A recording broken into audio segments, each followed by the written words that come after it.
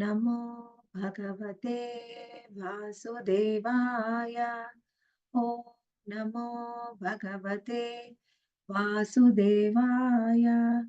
ఓం నమో భగవతే వాసుదేవాయ.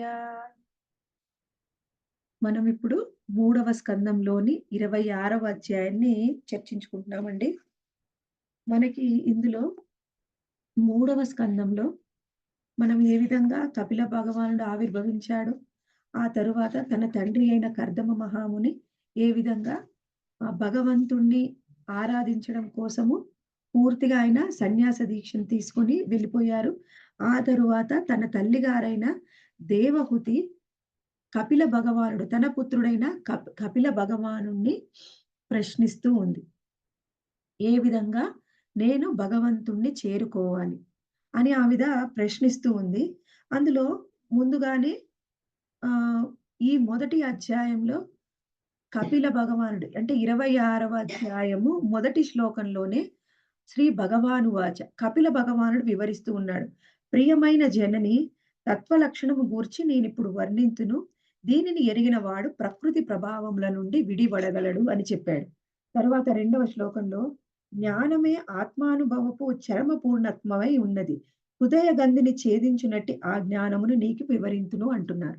అంటే ఏమిటండి? ఈ 2 శ్లోకాల ద్వారా మనము ఏం తెలుసుకోవచ్చు అంటే, మనము ఇప్పటి వరకు ఏం చెప్పాడు? కర్దమ మహాముని ఎంత గొప్ప భక్తుడో వివరించాడు. భక్తి యొక్క గొప్పతనాన్ని వివరించిన తర్వాత, కపిల భగవానుడిని మళ్ళీ తన తల్లి ప్రశ్నించిన ప్రశ్నకి కపిల భగవానుడు మళ్ళీ మొత్తము జ్ఞానాన్ని గురించి వివరిస్తున్నాడు. ఏం జ్ఞానం వివరించబోతున్నానని ఇక్కడ చెప్పాడు? ప్రకృతి త్రిగుణాల ప్రియమైన జనని తత్వ లక్షణాల గురించి నేను వివరిస్తాను. ఎవరైతే దాని గురించి తెలుసుకుంటారో ప్రకృతి గుణాల నుంచి బయటపడతారు అని చెప్తున్నారు.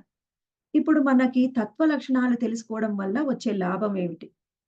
ఇందులో మనకి తత్వ లక్షణాల గురించి వివరించడము అంటే సాంఖ్యయోగము నుంచి సాంఖ్యయోగం గురించి వివరిస్తూ ఉన్నారు. సాంఖ్యయోగము అంటే భౌతికమైన మూలకాలు, భౌతికమైన పదార్థము మరియు ఆధ్యాత్మికత అంటే ఏమిటి? ఈ రెండిటిని గురించి ఎవరైతే తెలుసుకుంటారో వాళ్ళే సరి అయిన జ్ఞానం పొందినట్టు. ఎప్పుడైతే మనం జ్ఞానం పొందుతామో అప్పుడు ఇప్పుడు మనం ఏం చేస్తున్నామంటే భక్తిని ఆచరిస్తున్నాం. భక్తి యోగం అత్యున్నతమైనది అని చెప్పుకుంటున్నాం. ఎప్పుడైతే మనము జ్ఞానాన్ని పొందుతామో, ఆ భక్తి ఎందుకు చేస్తున్నాము అనేది మనకి క్లారిటీ ఉంటుంది. ఇప్పుడు మనకి క్లారిటీ లేదనుకోండి, ఎవరో చెప్పారు కదా అని మనం భక్తిని ఆచరిస్తూ ఉంటే, ఎక్కువ కాలము దానిని పూర్తి భక్తి శ్రద్ధలతో ఎంతో ఆసక్తితోని ప్రతిరోజు కూడా మనము ఉదయమే లేచి మన సాధన ప్రారంభించాలి అంటే దానికి ఎంతో మోటివేషన్ అవసరం. అంటే ఖచ్చితంగా మనము చెయ్యాలి అనే దృఢమైన సంకల్పం మనకు ఉండాలి. ఆ సంకల్పం ఎక్కడి నుంచి వస్తుంది అంటే జ్ఞానం నుంచి వస్తుంది. ఎప్పుడైతే జ్ఞానాన్ని పొందుతామో అప్పుడే భక్తిని ఆచరించగలం. ఎప్పుడైతే ఆ జ్ఞానాన్ని పొందుతామో అప్పుడే ఈ మొత్తము నేను అంటే ఈ శరీరము అంటే శరీరము కాదు. నేను అంటే ఆత్మ అని తెలుసుకుంటాం. ఈ శరీరం ఎక్కడి నుంచి వచ్చింది? ప్రకృతి నుంచి వచ్చింది.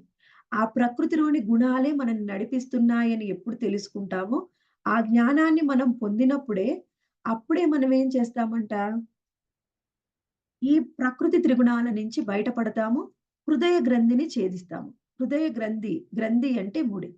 హృదయము అంటే మన మనస్సు పూర్తిగా ఈ భౌతికమైన విశ్వంలోని పదార్థాల నుండి, వస్తువుల నుండి, విషయాల నుండి, వ్యక్తుల నుంచి ముడిపడి ఉంది. ఆ హృదయ గ్రంథిని ఛేదించడము అంటే వీటన్నిటి నుంచి కూడా ఆసక్తి నుంచి మనం బయటపడాలి. ఏ విధంగా మనం ఈ ఆసక్తి నుంచి బయటపడతాం? జ్ఞానం పొందినప్పుడే ఈ ఆసక్తి నుంచి మనం బయటపడగలం. అసలు ఆ జ్ఞానం ఏమిటి? ఈ భౌతిక ప్రకృతి ఏమిటి? ఇందులో ఉండే మూలకాలు ఏమిటి? వీటికి, మనకి ఆత్మకు ఉన్న సంబంధం ఏమిటి? వీటికి మరియు భగవంతుడికి ఉన్న సంబంధం ఏమిటి? అనేది మనం ఎప్పుడు తెలుసుకుంటామో, అప్పుడే హృదయ గ్రంథిని ఛేదించగలం. అయితే అటువంటి జ్ఞానాన్ని ఇప్పుడు మనకి కపిల భగవానుడు ఇవ్వబోతూ ఉన్నాడు. అది లాస్ట్ వీక్ మనం కొంత చర్చించుకున్నాము. ఈ వీక్ ఇంకా ఇప్పుడు మనకేం చెప్పారు లాస్ట్ వీకు? మొత్తము ప్రధానం ఏ విధంగా వచ్చింది? మహతత్వం ఏ విధంగా వచ్చింది? ఆ మహతత్వంలోని పూర్తిగా డీటెయిల్స్ అంటే పూ ఏ విధంగా మహతత్వంలోని ఒక్కొక్క మూలకం ఏ విధంగా వచ్చింది అనేది ఈరోజు తెలుసుకొని, ఆ తరువాత అన్ని మూలకాలు కూడా కలిసి భగవంతుడి యొక్క కృప వలన, భగవంతుడి యొక్క చైతన్యం వలన ఏ విధంగా విరాట్ పురుషుడిగా ఆవిర్భవించాయి అనేది ఈరోజు తెలుసుకొని, ఆ విరాట్ పురుషుడి ఆవిర్భావం వల్ల మనం ఏం తెలుసుకోగలం అనేది ఈరోజు డీటెయిల్డ్‌గా తెలుసుకుందామండి. అయితే ముందుగా లాస్ట్ వీక్ మనం చెప్పుకున్నది ఒక 5-10 మినిట్స్ రీక్యాప్ చేసుకొని, ఆ తర్వాత ఈరోజు క్లాస్ మనము ప్రారంభిద్దాం. ఇక్కడ ఏం చెప్తున్నారు? మూడవ శ్లోకంలో భగవంతుడు నిర్గుణుడు. ఆయన మరియు ఆయన నుంచి వచ్చే ప్రకాశమే మొత్తం ఈ సృష్టిని కూడా నడిపిస్తూ ఉన్నది.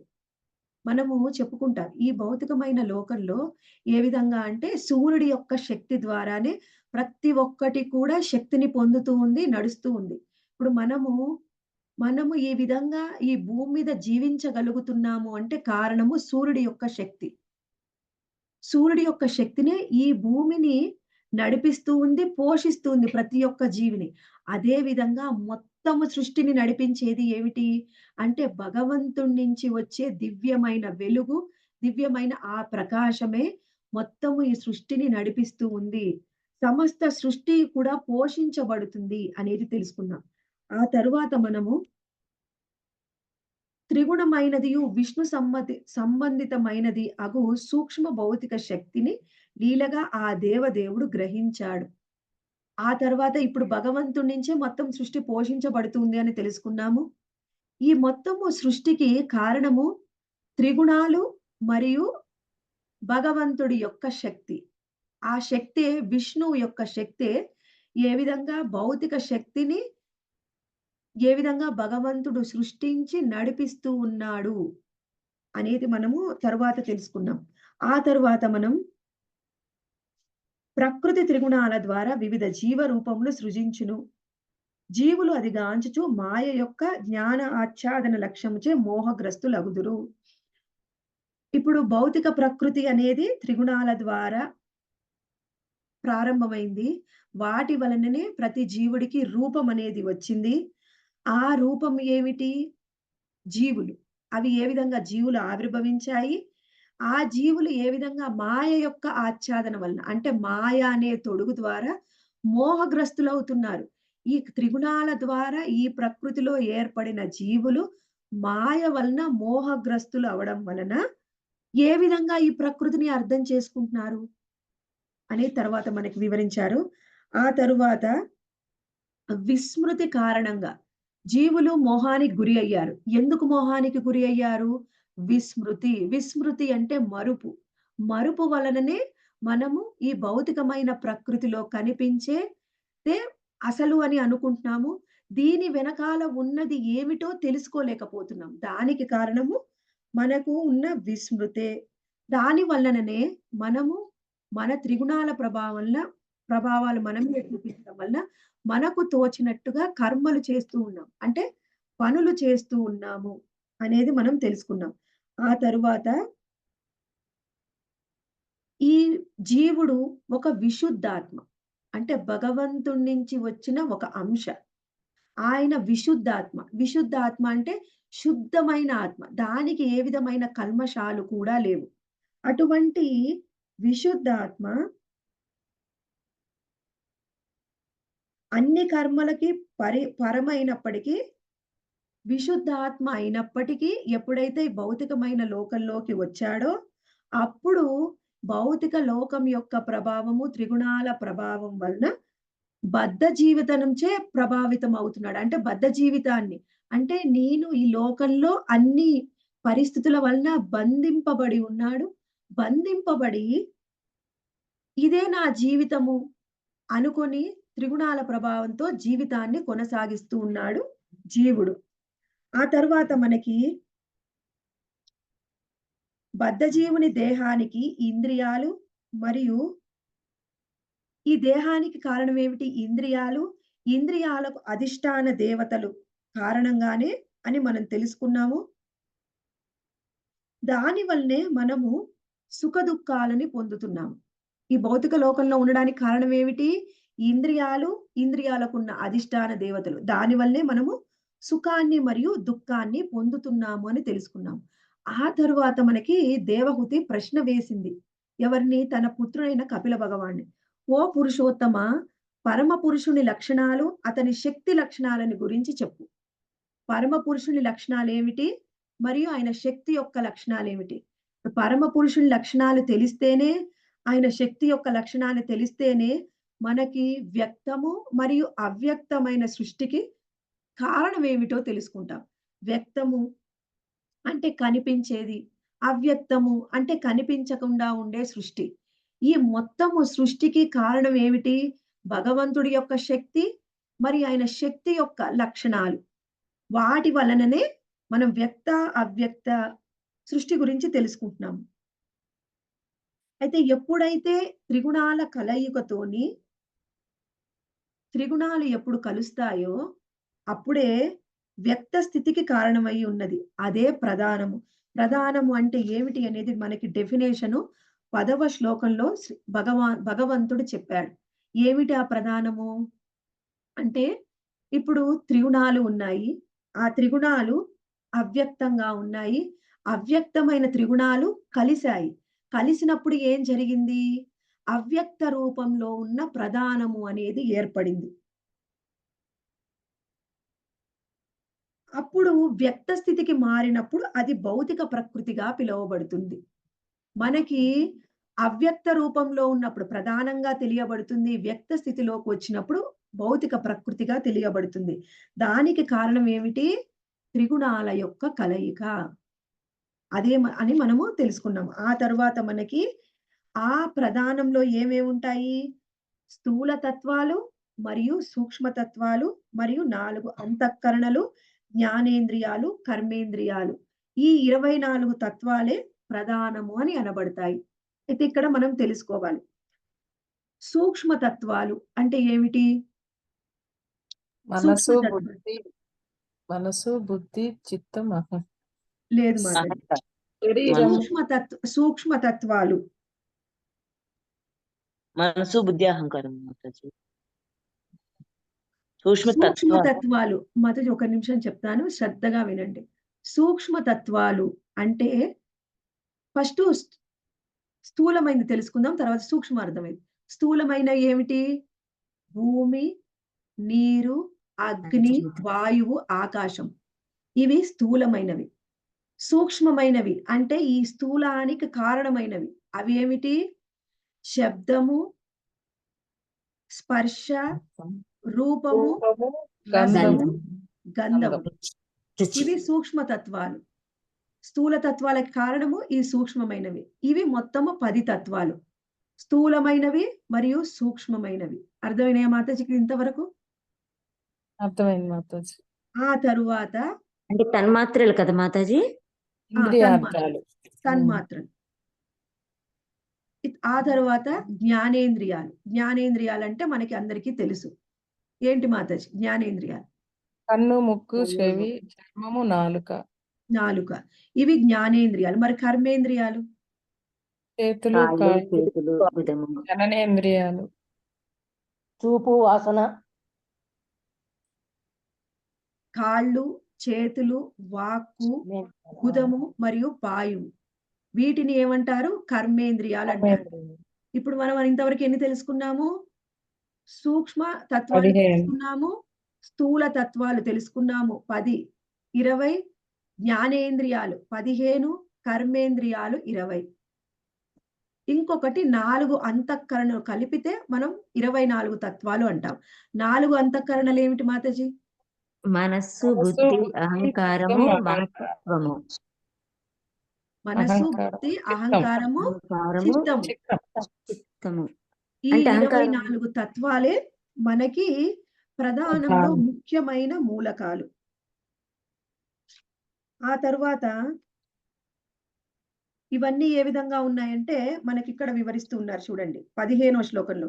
ఇవన్నీ సగుణ బ్రహ్మముగా భావింపబడును. ఇక కాలముగా తెలియబడు వాటి కలయిక అంశము 25వ తత్వంగా తెలియబడినది. ఇవన్నీ కూడా సగుణ బ్రహ్మము. అసలు భగవంతుడు నిర్గుణుడు. ఆయనకి గుణాలే లేవు. కానీ ఈ భౌతిక విశ్వంలోకి ఎప్పుడైతే ఈ మహతత్వం ఏర్పడిందో, ఆ ప్రధానంలో 24 తత్వాలు ఏర్పడ్డాయో, వీటిని సగుణ బ్రహ్మంగా చెప్పవచ్చు. ఈ సగుణ బ్రహ్మం అనేది భౌతికమైన విశ్వమైనా కావచ్చు, మన శరీరములో కూడా 24 తత్వాలు ఉంటాయి. ఒక్కొక్కసారి బ్రహ్మము అంటే ఆత్మని కూడా బ్రహ్మం అంటారు. మనకి భౌతిక సృష్టిని కూడా బ్రహ్మం అంటారు. ఇక్కడ ఈ సగుణ బ్రహ్మానికి 24 తత్వాలకి 25వ తత్వంగా కాలము అనేది జతకూర్చబడుతుంది. ఎప్పుడైతే కాలము అనేది వచ్చి చేరుతుందో అప్పుడేం జరుగుతుందండి? కాల ప్రభావం వలననే ఇక్కడ చూడండి 16వ శ్లోకంలో భగవంతుడి ప్రభావము కాల రూపంన అనుభూతమగును. ప్రకృతి సంపర్కం కలిగిన మోహగ్రస్తుడగు జీవి మిథ్యాహంకారం కారణంగా మృత్యు భయము కలుగజేస్తుంది. ఎప్పుడు కాలం వస్తుందో 25వ తత్వంగా అప్పుడే మృత్యు అనే భయం వస్తుంది. కాలం వస్తేనే కదండి భూత, భవిష్యత్, వర్తమానాలు వస్తాయి. అప్పుడే మనకి మృత్యు అనే భయం వస్తుంది. కాలం లేకపోతే మృత్యు అనేది ఎక్కడ ఉంది? కాలం వస్తేనే మృత్యు వచ్చింది. దానికి కారణం ఇక్కడ ఇంతకు ముందు చెప్తున్నారు చూడండి. కారణంగానే మృత్యు భయం అనేది వస్తుంది. కాలం వచ్చిన తరువాతనే మిథ్యాహంకారం వస్తుంది. మిథ్యాహంకారం వస్తేనే మృత్యు భయము అనేది వస్తుంది. ఇంకా తర్వాత ఏం చెప్తున్నారంటే, కాలము భగవద్రూపమే. కానీ నిర్విశేషము అవ్యక్తమైన ప్రకృతి ప్రేరణ ఫలితంగా అతని వల్లే సృష్టి ఆరంభమగును. ఇప్పటి వరకు ఇంకా సృష్టి ఏం ఆరంభం కాలే. ఇవన్నీ మూలకాల గురించి చెప్తున్నారంతే. అయితే నిర్విశేషము, అవ్యక్తము అంటే ఏమీ లేదు. అవ్యక్తంగా ఉంది. అక్కడ ఏమీ లేదు. ప్రకృతి ప్రేరణ ఫలితంగా అప్పుడు సృష్టి అనేది ఆరంభమవుతుంది.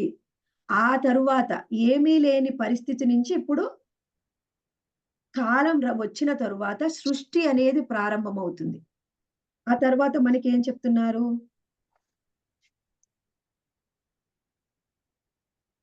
ఇక్కడ చూడండి 19వ శ్లోకంలో వివరిస్తున్నారు. ప్రకృతి యందు భగవానుడు తన వీర్యమును ఉంచిన పిదప అది మహతత్వమును సృజించును.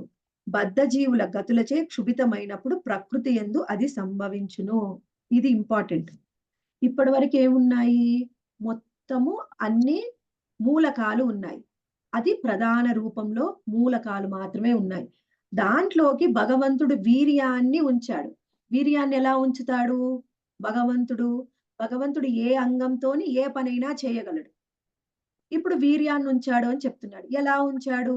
అంటే తన చూపు ద్వారా వీర్యాన్ని పంపించాడు. ఎక్కడికి? ఈ భౌతిక సృష్టిలోకి, మన విశ్వంలోకి, ప్రధానంలోకి. అయితే ఆ చూపు ద్వారా ఎప్పుడు ఆయన శక్తిని ప్రదానం చేశాడు వీర్య రూపంలో, అప్పుడు అది మహతత్వంగా సృజించును. ఈ ప్రధానంగా ఉన్నది మహతత్వంగా మారడానికి కారణం ఏమిటి? భగవంతుడు ఇచ్చిన శక్తి. అది చూపు ద్వారా ఇచ్చాడు. బద్ధజీవుల గతులచే శుభితమైనప్పుడు ప్రకృతి యందు ఇది సంభవించును. ఇప్పుడు ఏం జరిగింది? మహతత్వం ఏర్పడింది. ఆ మహతత్వంలోకి బద్ధజీవులు ప్రవేశపెట్టబడ్డారు. ఈ ప్రకృతిలోకి. ఇప్పటి వరకు మహతత్వం ఉంది. అప్పుడు జీవులు ఎప్పుడు వచ్చారో ప్రకృతిలోకి జీవులనేవి ప్రవేశపెట్టబడ్డారు. ఆ తర్వాత మనకి వివరిస్తూ ఉన్నారు.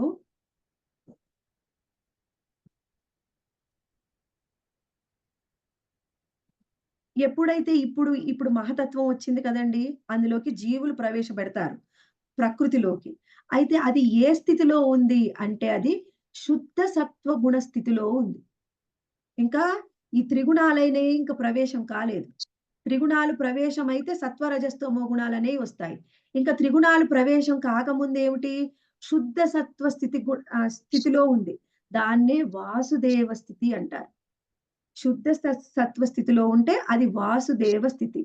వాసుదేవుడు అంటే ఇక్కడ మనకి ఇక్కడ వివరించారు చూడండి. వాసుదేవుడు అంటే అంతరంగిక మనుజుడు వాసుదేవుని అర్చించాలి. వాసుదేవుడు మాత్రం ఒకానొక దేహం మాత్రమే కాక అన్ని దేహాలయందు కర్మక్షేత్రములుగా ఎరిగి ఉండును. కనుక శుద్ధ చైతన్యమునందు నెలకొనుటకు వాసుదేవుడు ఏ విధంగా ఉంటాడంటే కృష్ణుడు ఆయన నిలబడి వాసుదేవుడు ఒంటరియగు కృష్ణుడని భావము. వాసుదేవుడు అంటే ఎవరు? ఒంటరియగు కృష్ణుడు. ఎప్పుడైతే ఆయన అంతరంగిక శక్తితోని కూడి ఉంటాడో ఆయన ద్వారకాధీశుడు. ఒంటరిగా ఉన్నప్పుడు ఆయన వాసుదేవుడు, కృష్ణుడు. వాసుదేవ స్థితి అంటే శుద్ధ సత్వగుణ స్థితి. ఈ శుద్ధ గుణ స్థితిలో ఎవరు ఉంటారు? కేవలం వాసుదేవుణ్ణి అర్చించిన వాళ్ళే ఉంటారు. వాసుదేవుణ్ణి కాకుండా నువ్వింక ఏ ఆరాధన, అర్చన, పూజన చేసినా కానీ శుద్ధ సత్వగుణ స్థితి అనేది రాదు. శుద్ధ సత్వగుణ స్థితి అంటే వాసుదేవ స్థితి. ఆ తర్వాత ఇక్కడ ఏం చెప్తున్నారు? ఇక్కడ చూడండి 21 శ్లోకంలో చివరి 2 లైన్లు. బహుజన్మల పిదపనే జ్ఞానియగు మనుజుడు వాసుదేవు శరణము నొందునని భగవద్గీత యందు వివరింపబడినది. కానీ అటువంటి వాడు మహాత్ముడు. వాసుదేవే భగవతి. మనకి అందులో శ్లోకం ఉంటుంది కదండి. బహూనాం జన్మనామంతే జ్ఞానవాంనాం ప్రపద్యతే వాసుదేవ సర్వమితి సమహాత్మ సుదుర్లభః. అంటే ఏమిటి? వాసుదేవుడే సర్వస్వం అని తెలుసుకుంటే వాళ్ళు శుద్ధ సత్వ స్థితిలో ఉన్నట్టు. మళ్ళీ ఇంకేమిటంటున్నారు? వాళ్ళు మహాత్ములు, వాళ్ళు మిక్కిలి అరుదు, అసలు ఉండనే ఉండరు, ఎంతో అరుదు అన్నమాట. వాళ్ళు వాసుదేవుడే సర్వస్వము అని తెలుసుకుంటారు. అంటే చూడండి, వాసుదేవుడే సర్వస్వం అని తెలుసుకుంటే వాళ్ళు మహాత్ములు, మిక్కిలి అరుదు. అది శుద్ధ సత్వ స్థితిలోనే ప్రారంభమవుతుంది. అంటే మనం అనుకోవచ్చు వాసుదేవుడే సర్వస్వం అని మనం కూడా తెలుసుకుంటున్నాం కదా మాతాజీ. అంటే మనము జ్ఞానం పొందుతున్నాము. జ్ఞానం పొందడం వేరు, అది రియలైజేషన్ వేరు. మనము ఇక్కడ రియలైజేషన్ అంటే ఇక్కడ మనమందరికీ తెలుసు, నేను అంటే దేహము కాదు, నేను అంటే ఆత్మ అని అందరికీ తెలుసు. కానీ ఎన్నిసార్లు చెప్పుకుంటాం? ఈ క్లాస్ విన్నంత వరకే మనకు తెలుస్తుంది. ఈ క్లాస్ అయిపోయి బయటికి పోగానే ఏం జరుగుతుంది? ఎవరో ఒకళ్ళు ఏదో ఒకటి అంటారు. ఏదో ఒకటి లేట్ అవుతుంది. మన తప్పు లేకుండా ఏమనగానే మనకు వెంటనే ఏమొస్తుంది? కోపం వస్తుంది. కోపం వచ్చింది అంటే అర్థం ఏమిటి? నేను అంటే దేహము, నన్నంటున్నారు అనే మిథ్యాహంకారం ఉండబట్టే నాకు కోపం వచ్చింది. అసలు ఆ స్థితి నన్ను అన్నారు అనేది లేకపోతే మనకు కోపం రాదు. అంటే ఏమిటి? నేను అంటే ఈ ఆత్మ, నేను అంటే ఈ దేహం కాదు అని మనం అర్థం చేసుకున్నట్టే. మనము కేవలం జ్ఞానాన్ని పొందుతున్నాము, కానీ పూర్తిగా దాన్ని రియలైజ్ అవ్వలేదు. ఎవరైతే వాసుదేవుడే సర్వస్వం అని రియలైజ్ అవుతారో అది వాసుదేవ స్థితి, అది శుద్ధ సత్వగుణ స్థితి. వాళ్ళు మహాత్ములు, వాళ్ళు మిక్కిలి అరుదు.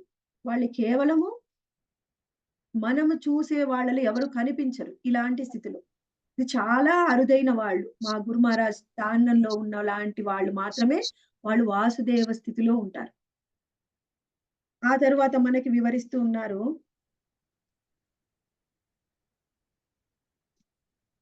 మనకి ఆ తర్వాత భగవంతుడి తేజం నుంచి ఉద్భవించినట్టు ఈ మహతత్వంలో మిథ్యాహంకారము అనేది స్టార్ట్ అవుతుంది. ఈ మిథ్యాహంకారంలో ఏముంటాయి? ప్రధానంగా సత్వ, రజస్, తమో గుణాలనే త్రిగుణాలతోని కూడి ఉంటుంది. ఇప్పటి వరకు మహతత్వం ఉంది, అది శుద్ధ సత్వ స్థితి గుణంలో ఉంది. ఆ మహతత్వంలోకి గుణాలు ప్రవేశపెట్టబడ్డాయి. ఆ గుణాలు ఏమిటి? సత్వగుణము, రజోగుణము, తమోగుణము. ఈ 3 గుణాల కలయికతోనే మనకు ఏం జరుగుతుంది? మనస్సు, జ్ఞానేంద్రియాలు, కర్మేంద్రియాలు, స్థూలాంశాలు ఉత్పన్నం అవుతాయి. ఎప్పుడైతే ఈ మిథ్యాహంకారం ఏర్పడిందో అప్పుడే మనిషికి ఏం జరుగుతుంది అంటే అప్పుడే హరే కృష్ణ మాతాజీ, ఇది ఎన్నో అధ్యాయం? 26వ అధ్యాయం మాతాజీ. ఈ స్థితిలోనే మనిషికి రూపము అనేది ఏర్పడుతుంది. ఇప్పటి వరకు రూపం ఏర్పడలేదు. రూపం కూడా ఇక్కడ కూడా ఏర్పడదండి. రూపం రావడానికి కారణం ఏంటిదో చెప్తున్నారు. రూపం రావడానికి కారణం ఏమిటి? మిథ్యాహంకారం వచ్చి గుణాలు వచ్చినప్పుడు ఆ గుణాలకు అనుగుణంగా, అహంకారానికి అనుగుణంగా మనకు రూపం ఏర్పడుతుంది. ఎందుకు రూపం ఏర్పడుతుందంటే మన అహంకారానికి తగ్గట్టే మనము ప్రవర్తిస్తూ ఉంటాం, కర్మలు చేస్తూ ఉంటాం. దానికి మనకు ఒక శరీరం కావాలి. అందుకని రూపం అనేది ఏర్పడుతుంది. రూపం రావడానికి కారణం ఏమిటి? మిథ్యాహంకారము, త్రిగుణాలు కారణం. అయితే ఇంతకు ముందు శ్లోకంలో నేను చెప్పుకున్నాను. వాసుదేవ స్థితి అంటే మనకి శుద్ధ సత్వగుణ స్థితి. మిథ్యా అహంకారంతోని ఎప్పుడు మనిషి ప్రారంభమవుతుందో మిథ్యాహంకారము, అది దానికి అధిష్టాన దేవత సంకర్షణుడు. సంకర్షణుడే మూలము అని తెలుసుకోవాలి దీనికి, మిథ్యాహంకారానికి. ఆ తరువాత మనకి మానసిక క్లేశాలు, మనసు ఏర్పడడానికి కారణము ఆయన అనిరుద్ధుడు, బుద్ధికి ప్రద్యుమ్నుడు కారణము. వాళ్ళే అధిష్టాన దేవతలు కూడా. ఇప్పుడు మనం ఏం తెలుసుకున్నాము? మిథ్యా అహంకారము, 3 త్రిగుణాలు ఏర్పడ్డాయి అని తెలుసుకున్నాము. ఆ తరువాత కర్త, కరణము మరియు కార్యము, ఈ 3 అంశాలుగా మిథ్యా అహంకారము వర్ణింపబడును. కర్త అంటే చేసేవాడు, కారణము అంటే చేసే పని. మనము కారణాన్ని ఏమనొచ్చు? మనము ఆ పని యొక్క లక్ష్యము. ఇప్పుడు ఏమిటి? ఒక ఎగ్జామ్ నేను రాయాలనుకోండి. ఏం ఎగ్జామ్ రాయాలి? నేను ఐఐటీలో నేను ర్యాంక్ కొట్టాలి. అది నా యొక్క కారణము, నా లక్ష్యము. పని ఏమిటి? నేను చదువుకోవాలి. అది నా పని. చేసేదెవరు? నేను. కర్త, కరణము మరియు కార్యము. ఇది 3 అంశాలుగా ఉంటుంది. ఇది మిథ్యా అహంకారాన్ని బట్టి వర్ణించబడుతుంది. ఒక కర్త ఏమిటి? ఆయన లక్ష్యం ఏమిటి? ఆయన ఎటువంటి పని చేస్తున్నాడు అనేది మిథ్యాహంకారంతోని నిర్ణయించబడుతుంది. ఈ మిథ్యాహంకారంతోనే మనము చేసే పని అనేది 3 విధాలుగా విభజించబడుతుంది. మనము ఏ విధమైన గుణంతోని చేస్తామో ఆ పని యొక్క రిజల్ట్ కూడా ఆ విధంగా ఉంటుంది. దాన్ని బట్టి 3 విధాలుగా ఆ పని అనేది ఉంటుంది అనేది తెలుసుకున్నాం. ఆ తర్వాత మనకి మిథ్యాహంకారం వల్లనే ఒక పనిని మనము ఎలా చేస్తాం? సంకల్పాలు మరియు వికల్పాలు అనేవి కలుగుతున్నాయి. సంకల్పం అంటే ఏంటి? వికల్పం అంటే ఏమిటి? ఒక పని నేను చెయ్యాలి అనుకుంటే సంకల్పం. ఆ పని నుంచి బయటకు వెళ్ళిపోతే అది వికల్పం. ఇది మిథ్యాహంకారమే దీనికి కారణం. మిథ్యాహంకారం ఉంది అంటే 3 గుణాలు కూడా ఉన్నాయి. 3 గుణాల వలననే నేను ఒక పని చేస్తాను. కొంతమంది పని చేస్తారు, దాన్ని మధ్యలో ఆపరు. కొంతమంది పని కొంతకాలం చేస్తారు. కొంతమంది వెంటనే ఆపేస్తారు. దీనికి కారణము మిథ్యాహంకారము. ఆ తరువాత మనకి వివరిస్తూ ఉన్నారు 31వ శ్లోకంలో. ఎప్పుడైతే తైజస అహంకారము అంటే రజోగుణంతో కూడిన అహంకారం ఉంటుందో అప్పుడే అందులోంచి బుద్ధి అనేది ఏర్పడుతుంది. ఎప్పుడు అనేది బుద్ధి అనేది ఏర్పడుతుందో ఆ తరువాత బుద్ధి నుంచి మనము అనేక పనులు చేయడం అనేది ప్రారంభిస్తాం. ఆ తర్వాత మనకి వివరిస్తున్నారు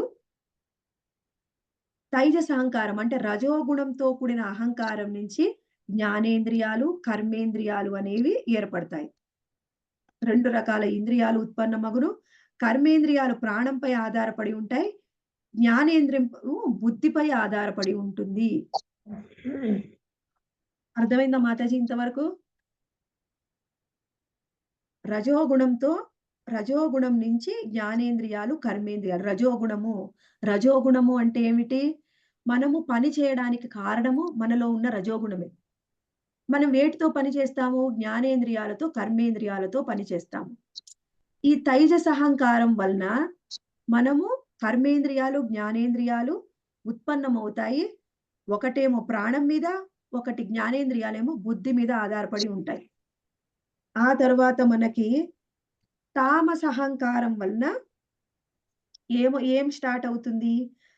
ఇప్పుడు ఇప్పటి వరకు మనం ఏం తెలుసుకున్నాము అంటే అసలు ప్రధానం ఏ విధంగా వచ్చింది? ఆ ప్రధానం నుంచి మహతత్వంగా భగవంతుడి యొక్క చూపు ద్వారా ఏ విధంగా మహతత్వంగా మారింది? ఆ మహతత్వం శుద్ధ సత్వగుణంలో ఉంటుంది. ఆ శుద్ధ సత్వగుణంలో ఉన్న మహతత్వంలోకి మిథ్యా అహంకారము, రజోగుణము, సత్వగుణము, రజోగుణము, తమో గుణాలు ఎప్పుడు ఏర్పడతాయో అప్పుడే అందులోకి జీవులు అనేవి ప్రవేశపెట్టబడతారు. అప్పటి వరకు జీవులు ఉండరు. అయితే ఇవన్నీ ఏ విధంగా వచ్చాయి అనేది ఇక్కడ మనకి వివరిస్తూ ఉన్నారు. హరే కృష్ణ మాతాజీ, ఏమైనా సందేహం ఉందా ఇంతవరకు? కొంచెం అర్థమైందా? అది మాతాజీ రజోగుణం నుంచి జ్ఞానేంద్రియాలు కర్మేంద్రియాలు ఏర్పడతాయి అన్నారు కదా మాతాజీ. అవును ఆ, మాతాజీ. ఇప్పుడు ఒకటి జ్ఞానం. రజోగుణంతో కూడిన మిథ్యాహంకారం వలన. ఆహా, ఓకే మాతాజీ. అయితే ఇప్పటి నుంచి ఏం చెప్తున్నారంటే, ఇప్పటి వరకు మనం ఏం తెలుసుకున్నాము? ఈ 24 తత్వాల గురించి, మూలకాల గురించి తెలుసుకున్నాము. మిథ్యా అహంకారం గురించి, గుణాల గురించి తెలుసుకున్నాము. ఇప్పటి వరకు ఏమిటి అంటే, అసలు ఇది ఏంటిదంటే ఒక రూపం అనేది ఇచ్చారు. ఈ విధంగా ఉంటుంది మహతత్వము. ప్రధానం నుంచి మహతత్వం ఏ విధంగా వస్తుంది అనేది చెప్పారు. అయితే ఇప్పటి నుంచి ఏం తెలుసుకుందామంటే, ఈ ఒక్కొక్క మూలకము అనేది ఏ విధంగా ఏర్పడింది. డీటెయిల్స్ ఇస్తున్నారనమాట. ఇప్పుడు మరి మీరొక శరీరాన్ని వర్ణించాలంటే ఏమిటి? ఒక శరీరం ఉంది. ఆ శరీరానికి తల ఉంది, 2 కాళ్ళు ఉన్నాయి, 2 చేతులు ఉన్నాయి అని ఒక రూపం గురించి చెప్పాం. ఇప్పటి వరకు మనం ఆ రూపం తెలుసుకున్నాం అన్నమాట. ఇప్పుడేం చెప్తున్నాము? ఈమెకి 2 కళ్ళు ఉన్నాయి. 2 కళ్ళ మీద ఐబ్రోస్ ఉన్నాయి. ఐబ్రోస్ ఏ విధంగా ఉన్నాయి? ఆ కింద కళ్ళు ఉన్నాయి. కళ్ళలో గుడ్లు ఉన్నాయి. వాటికి ఐ లాషెస్ ఉన్నాయి. అంటే ఏమిటి? వీటిని ఏమంటారు? డీటెయిల్స్. అంటే ఇంకా డీటెయిల్డ్‌గా తెలుసుకుంటున్నాం అన్నమాట. అర్థమైందా మాతాజీస్? అర్థమైంది మాతాజీ. ఇప్పుడు నుంచి మనం ఆ డీటెయిల్స్ తెలుసుకుంటున్నాం. ఇప్పుడు ఓవరాల్ రూపం తెలుసుకున్నాం. ఇప్పుడు అందులో ప్రతి ఒక్క దాని గురించి కూడా డీటెయిల్డ్‌గా ఇప్పుడు మీరొచ్చారు, భూమి వచ్చిందన్నారు. భూమి ఎలా వచ్చిందండి? సూక్ష్మాంశాలన్నారు, స్థూలాంశాలన్నారు, జ్ఞానేంద్రియాలన్నారు, కర్మేంద్రియాలన్నారు. అవి ఎలా వచ్చాయి? అయి ఎలా వచ్చాయో చెప్తున్నారు. ముందే ఎలా వచ్చాయో చెప్తే, "అసలు ఏం జెప్తున్నావు నువ్వు?" అంటాం మనం. "నువ్వు ఏం చెప్తున్నావో అర్థం గాకుండా ఎలా వచ్చిందో చెప్తావేమిటి?" అంటామని ముందు చెప్తున్నారు. అసలు నేను దేని గురించి చెప్పబోతున్నాను అనేది ముందుగా ఇచ్చారు. తర్వాత అందులో డీటెయిల్స్ చెప్తున్నారనమాట. ఇందులో ఇవన్నీ ఉన్నాయి కాబట్టి, అందులో నేను ఒక్కొక్క దాని గురించి వివరిస్తున్నాను. అది మనం ఈ 32వ శ్లోకం నుంచి తెలుసుకుంటాం. అంటే మాతాజీ ముందు దేహం అనేది ఏర్పడింది, ఒక శరీరము. ఇప్పుడు దానిలో ఏర్పడ్డ అవన్నీ భాగాలు తర్వాత నెక్స్ట్ డీటెయిల్ గా. అంటే నేను ఉదాహరణగా దేహం అని చెప్తున్నాను మాతాజీ. ఇంకా యాక్చువల్‌గా దేహం ఏర్పడలేదు. ఇప్పుడు ఇక్కడ దేహము అని ఏం ఏం చెప్పుకోవాలి అంటే, ఈ భౌతిక సృష్టిని ఒక దేహంగా ఊహించుకుంటే, ఆ ప్రకృతి. భౌతిక సృష్టిలో ఏమేమున్నాయి? ఏమేం మూలకాలున్నాయి? అనేది చెప్పుకున్నాం. అయితే ఒక్కొక్క మూలకం అనేది ఏ విధంగా ఏర్పడిందో చెప్పుకుంటాం. ఆ తర్వాత మూలకాలతోని రూపం ఏ విధంగా ఏర్పడిందనేది మళ్ళీ ఇదే అధ్యాయంలో చివరిలో వస్తుంది. ఇప్పుడు మనం ఏం చెప్పుకుంటాం? ఏమేమి ఉన్నాయో చెప్పుకున్నాం. అయితే ఆ మూలకాలు ఏంటివవి? 24 తత్వాలు. ఆ 24 మూలకాలు ఏ విధంగా వచ్చాయి అనేది ఇప్పుడు మనకు ఇప్పుడు ఇక్కడి నుంచి వస్తుంది మాకు. అంటే మాతాజీ కార్యం అయిపోయింది, కారణాలు ఇప్పుడు అవి ఏవేవి అని. అవునవును మాతాజీ. అది దానికి కూడా ఇంకా టైం ఉంది. ఇంకా మనం కారణంలోనే ఉన్నాం. కార్యానికి ఇంకా టైం ఉంది. కారణాలు ఇవన్నీ కారణాలు. ఇంకా 24 తత్వాలు ఇవన్నీ. కారణాలలో కూడా ఏ విధంగా ఉన్నాయి? ఆ కారణాలు కూడా ఎలా వచ్చాయి? డీటెయిల్డ్‌గా తెలుసుకుంటున్నాం. ఓకే మాతాజీ. అర్థమైందా మాతాజీ? ఇప్పుడు నేను ఇంకా ముందుకెళ్ళొచ్చా? చెప్పండి మాతాజీ ఒక్క మాట. ఇందాక మీరు చెప్పారు కదా, ఒకటి జ్ఞానము, రెండోది బుద్ధి మీద ఆధారపడి ఉంటాయి అన్నని. ఆ జ్ఞానం అనేది ఈ జ్ఞానేంద్రియం మీద ఆధారపడి ఉంటుందనా? ఇందాక మీరు రజోగుణంలో మిథ్యాహంకారం కలవటం వల్ల జ్ఞానేంద్రియాలు కర్మేంద్రియాలు ఏర్పడతాయి. కాదు మాతాజీ. ఉమ్, అహంకారము, మిథ్యాహంకారము అది రజోగుణంతో కూడిన మిథ్యాహంకారంలో ఉమ్, దాని వల్ల ఉమ్. జ్ఞానేంద్రియాలు, కర్మేంద్రియాలని 2 రకాల ఇంద్రియాలు ఉత్పన్నమవుతాయి. ఉమ్, రజోగుణంతో కూడిన అహంకారం వల్ల జ్ఞానేంద్రియాలు, కర్మేంద్రియాలు ఉత్పత్తి అయ్యాయి. జ్ఞానం కాదు. ఉమ్. ఆహా, జ్ఞానేంద్రియాలు. మీరు తర్వాత జ్ఞానేంద్రియాలు, కర్మేంద్రియాలు. ఉమ్, అయితే ఒకటి జ్ఞానము, రెండోది బుద్ధి మీద ఆధారపడి ఉంటాయని చెప్పారు. అది అర్థం కాలేదు మాతాజీ. అది ఎవరికి చెప్పారు చూడండి. మాతాజీ? కర్మేంద్రియాలు ప్రాణంపై ఆధారపడి ఉంటాయి. జ్ఞానేంద్రియాలు బుద్ధిపై ఆధారపడి పనిచేస్తాయి. అర్థమైంది మాతాజీ. కర్మేంద్రియాలు ప్రాణంపై ఆధారపడతాయి. జ్ఞానేంద్రియాలు బుద్ధిపై ఆధారపడతాయి. మనం ఓకే బుద్ధితోనేగా మాతాజీ. మాతాజీ ఏ పనైనా చేసేది. అవును అవును మాతాజీ, అవును అర్థమైంది మాతాజీ.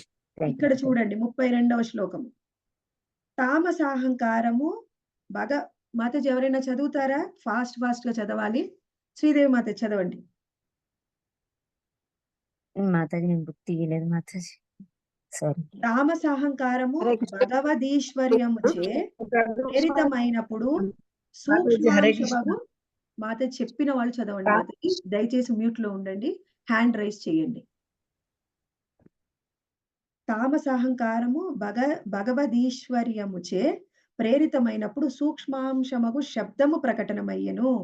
ఆ శబ్దము నుండి ఆకాశము, శ్రోత్రేంద్రియము ఉత్పన్నమయ్యాయి. తామస అహంకారము అంటే ఇందాక రజోగుణంతో కూడిన అహంకారం గురించి చెప్పుకున్నాము. దాని నుంచి జ్ఞానేంద్రియాలు, కర్మేంద్రియాలు వచ్చాయని చెప్పుకున్నాము. ఇప్పుడు తమో గుణంతో కూడిన అహంకారము, దానితోని సూక్ష్మాంశమగు శబ్దము ప్రకటమయ్యను. మొత్తం తమో గుణంతో కూడిన అహంకారంతోనే ఇవన్నీ వస్తాయన్నమాట. ఇప్పుడు మనం చెప్పుకునే ప్రతీది కూడా. అందులో మొదటిది చెప్తున్నారు. అంటే అన్నిటికంటే మూలం ఏమిటి? శబ్దము మూలము. ముందు శబ్దం అనేది వచ్చింది.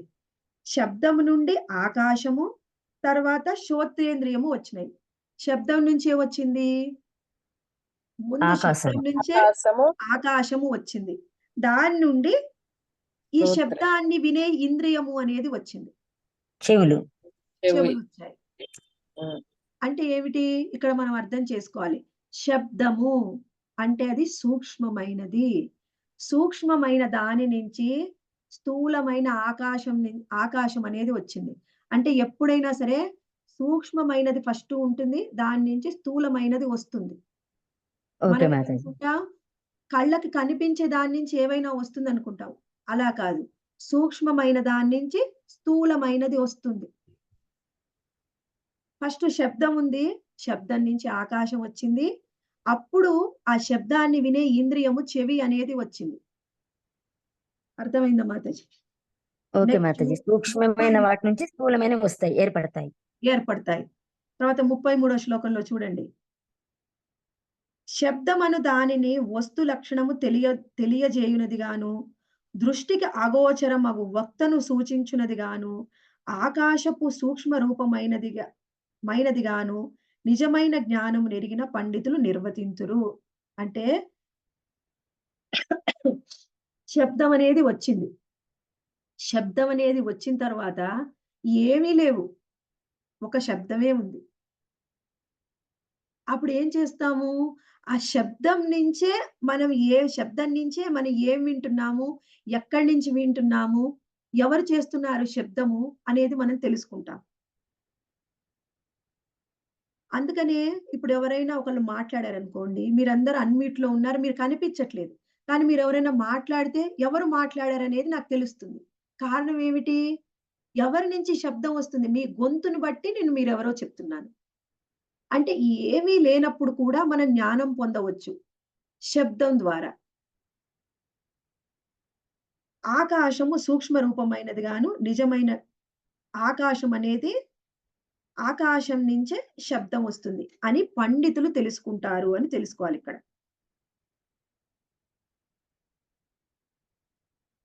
అర్థమైందా మాతాజీ? నెక్స్ట్ 34వ శ్లోకము. తాత్పర్యం చదవండి మాతాజీ.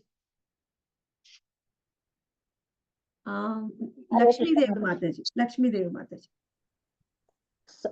సమస్త జీవుల బాహ్యాభ్యంతర అస్తిత్వములకు అనగా ప్రాణము, ఇంద్రియములు, మనస్సు యొక్క కార్యరంగమునకు స్థానము నొసగనదిగా ఆకాశపు కర్మలను, రక్షణములను గుర్తింపవచ్చును. హరే కృష్ణ. హరే కృష్ణ మాతాజీ. ఈ శ్లోకం చాలా ఇంపార్టెంట్. శ్రద్ధగా వినండి. శ్రద్ధగా వినకపోతే ఈ అధ్యాయం ఏం అర్థం కాదండి. నాకు ఎంత వీలైతదో, నా గురు మహారాజ్ నాకు ఎంత కృప ఇచ్చాడో, ఆ ఆశీర్వాదం ఎంత ఉంటే అంత చెప్పగలను. ఉన్నదంతా చెప్పడం నాకు రాదు మాతాజీ.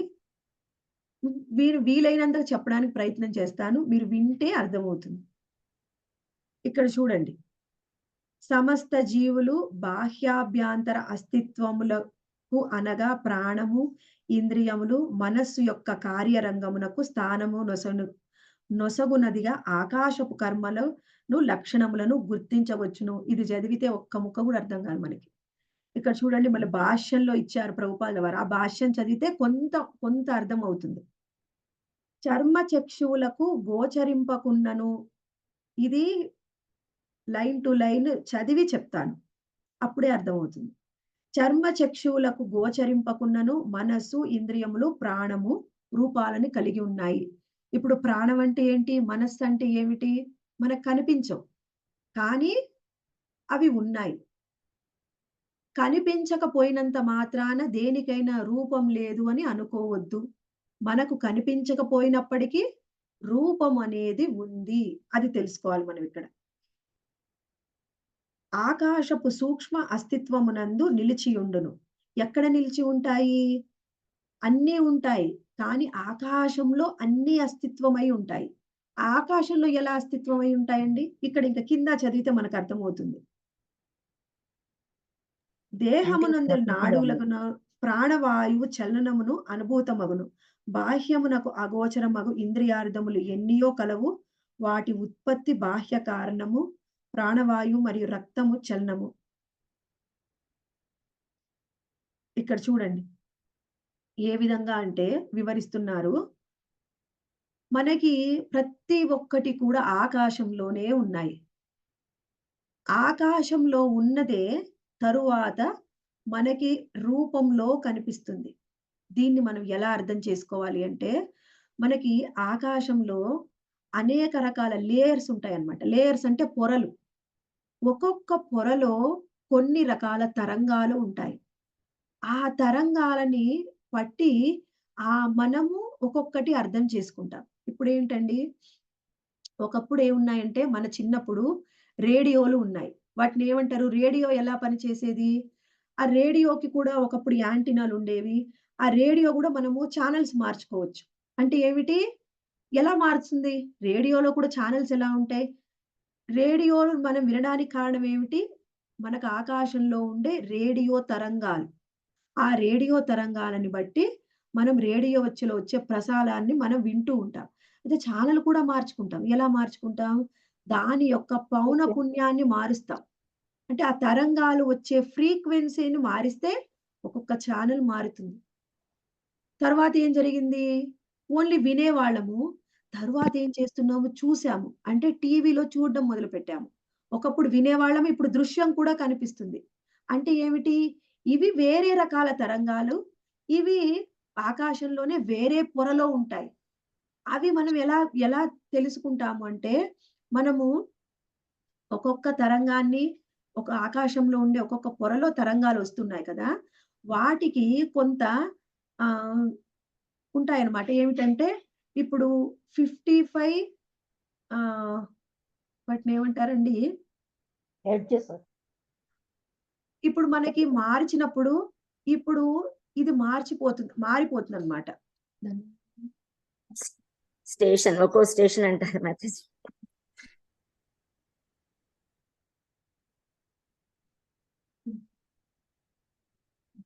వాటిని ఫ్రీక్వెన్సీ అంటారు మాతాజీ. ఆ ఫ్రీక్వెన్సీ మారడం ఫస్ట్ వల్ల. ఒక లెవెల్‌లో ఉంటుంది. హై పౌనపున్యం, ఫ్రీక్వెన్సీ అంటే పౌనపున్యం అంటారు. పౌనపున్యం. హై ఫ్రీక్వెన్సీ అంటే దానికంటే పైన. ఇంకా హై ఫ్రీక్వెన్సీ అంటే దానికంటే ఇంకా పైననమాట. అంటే వాటినేమంటారంటే మనం అల్ట్రా హై ఫ్రీక్వెన్సీ అంటే ఇంకా పైన. అంటే ఒక్కొక్క తరంగం వచ్చేదాన్ని బట్టి, ఆ ఫ్రీక్వెన్సీని బట్టి మనకి ఒక్కొక్కటిగా అర్థం చేసుకుంటాం. అందుకనే చూడండి ఒకప్పుడు ఏంది 3G ఉంది. తర్వాత 4G వచ్చింది. ఇప్పుడేంటిది 5G. అంటే టెక్నాలజీ మారిపోతుంది. ఏం మారిపోతుంది? ఒకప్పుడు వినేవాళ్ళము, తర్వాత చూసాము. ఇప్పుడు ఇంకా మనకు అడ్వాన్స్ టెక్నాలజీ వచ్చింది. అందుకని ఏంటి? మొత్తం ప్రపంచం మన చేతుల్లోకి వచ్చింది. అంటే మొత్తం ఫోన్‌లోకొచ్చేసింది.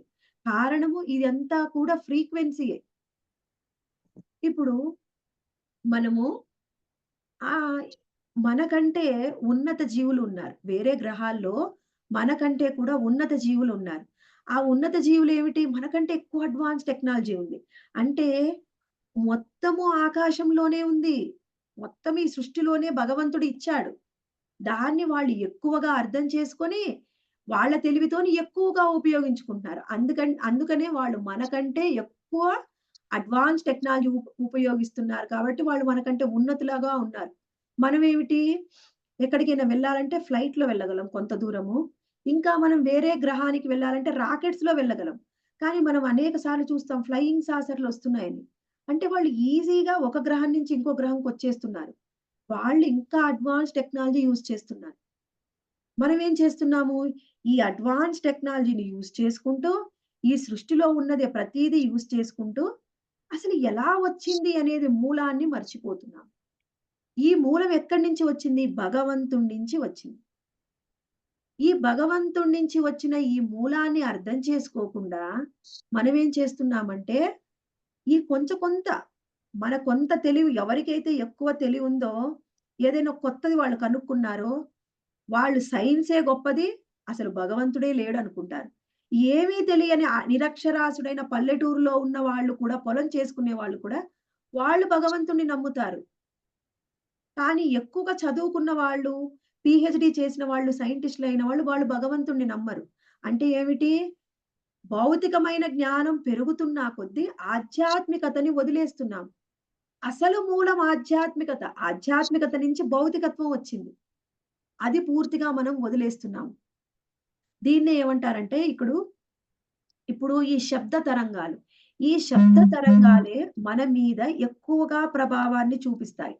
అది మనం ఎలా అర్థం చేసుకోవచ్చంటే, ఇప్పుడు మనం ఒక మెలోడియస్ సంగీతం విన్నామనుకోండి, మధురమైన సంగీతము, అది ఎంతో హాయిగా ఆనందాన్నిస్తుంది. అందుకనే మనము క్లాస్‌కి ముందు ఎవరైనా కీర్తన చేస్తే, అబ్బా! ఎంత బావుంది కీర్తన అనుకోని సంతోషిస్తాం. అదే ఇప్పుడు పాప్ మ్యూజిక్ అని పెడుతూ ఉంటారు. అది ఎలా ఉంటుందండి? అది ఎంజాయ్ చేసేవాళ్ళు ఎంజాయ్ చేస్తారు. అసలది మనకు నచ్చదు. మనకేమనిపిస్తుంది? గందరగోళంగా ఈ గోల ఎప్పుడు మానేస్తారా అనిపిస్తుంది. మనకు నచ్చుతుందా మాతాజీ ఎవరికన్నా ఈ పాప్ మ్యూజిక్? నచ్చదు మాతాజీ. ఇంకా ఏం జరుగుతుంది? ఇప్పుడు మనం మనసు బాలేనప్పుడు మనం ఏదైనా మంచి పాట వింటే మనసు కొంచెం కూల్ అవుతుంది. ఆ గోల వింటే మంచిగున్న మనసు కూడా ఇంకొంచెం ఖరాబ్ అవుతుంది. తలనొప్పొస్తుంది. అందుకనే మనకి మా దీక్ష తీసుకున్నప్పుడు అప్పుడు మేము దీక్షా సెరమనీకి వెళ్ళినప్పుడు అక్కడికి భానుస్వామి మహారాజ్ వచ్చారన్నమాట. భానుస్వామి మహారాజ్ అసలు హరే కృష్ణ మహామంత్రాన్ని ఎందుకు జపం చేయాలి అని ఆయన వివరిస్తూ ఏం చెప్పారంటే, ఈ హరే కృష్ణ మహామంత్రం అనేది ఏమిటి? అవి మొత్తము కూడా శబ్దమే. శబ్దమేనా కాదా మాతాజీ? శబ్దం కాకుండా ఏమన్నా శబ్దమే ఉందా మాతాజీ. అందులో? శబ్దమే. శబ్దమే. శబ్దమే ఆ మాతాజీ. శబ్దాలలో ఏమున్నాయి? కొన్ని పదాలు ఉన్నాయి. ఆ పదాల్ని మనం ఏం చేస్తున్నాము? ఉచ్చరిస్తున్నాము. హరే కృష్ణ, కృష్ణ కృష్ణ హరే హరే, హరే రామ, రామ రామ రామ హరే రామ హరే. హరే హరే. ఇలా మనం పలుకుతూ ఉంటే ఏమొస్తుంది? శబ్దము బయటికి వస్తుంది.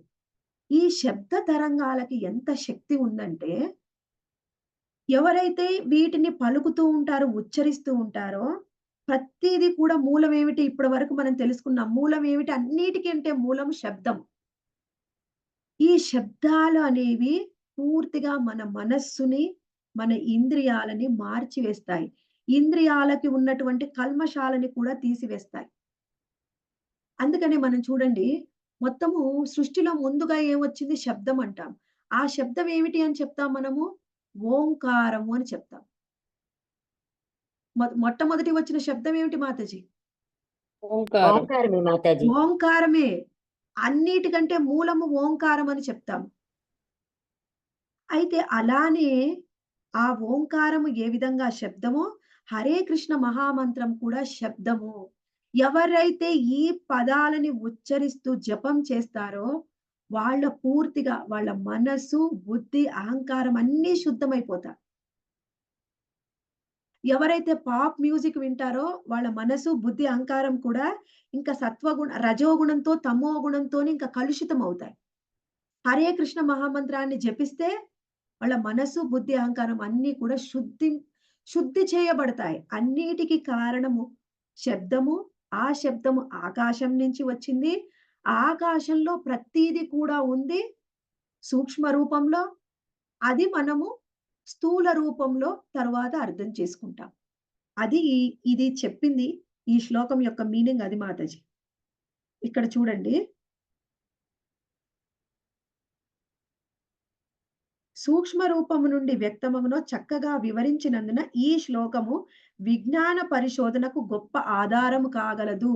ఎవరైనా పరిశోధనలు చేయాలి, విజ్ఞాన పరిశోధన అంటే ఈ శ్లోకం వాళ్ళకి ఆధారం అంట.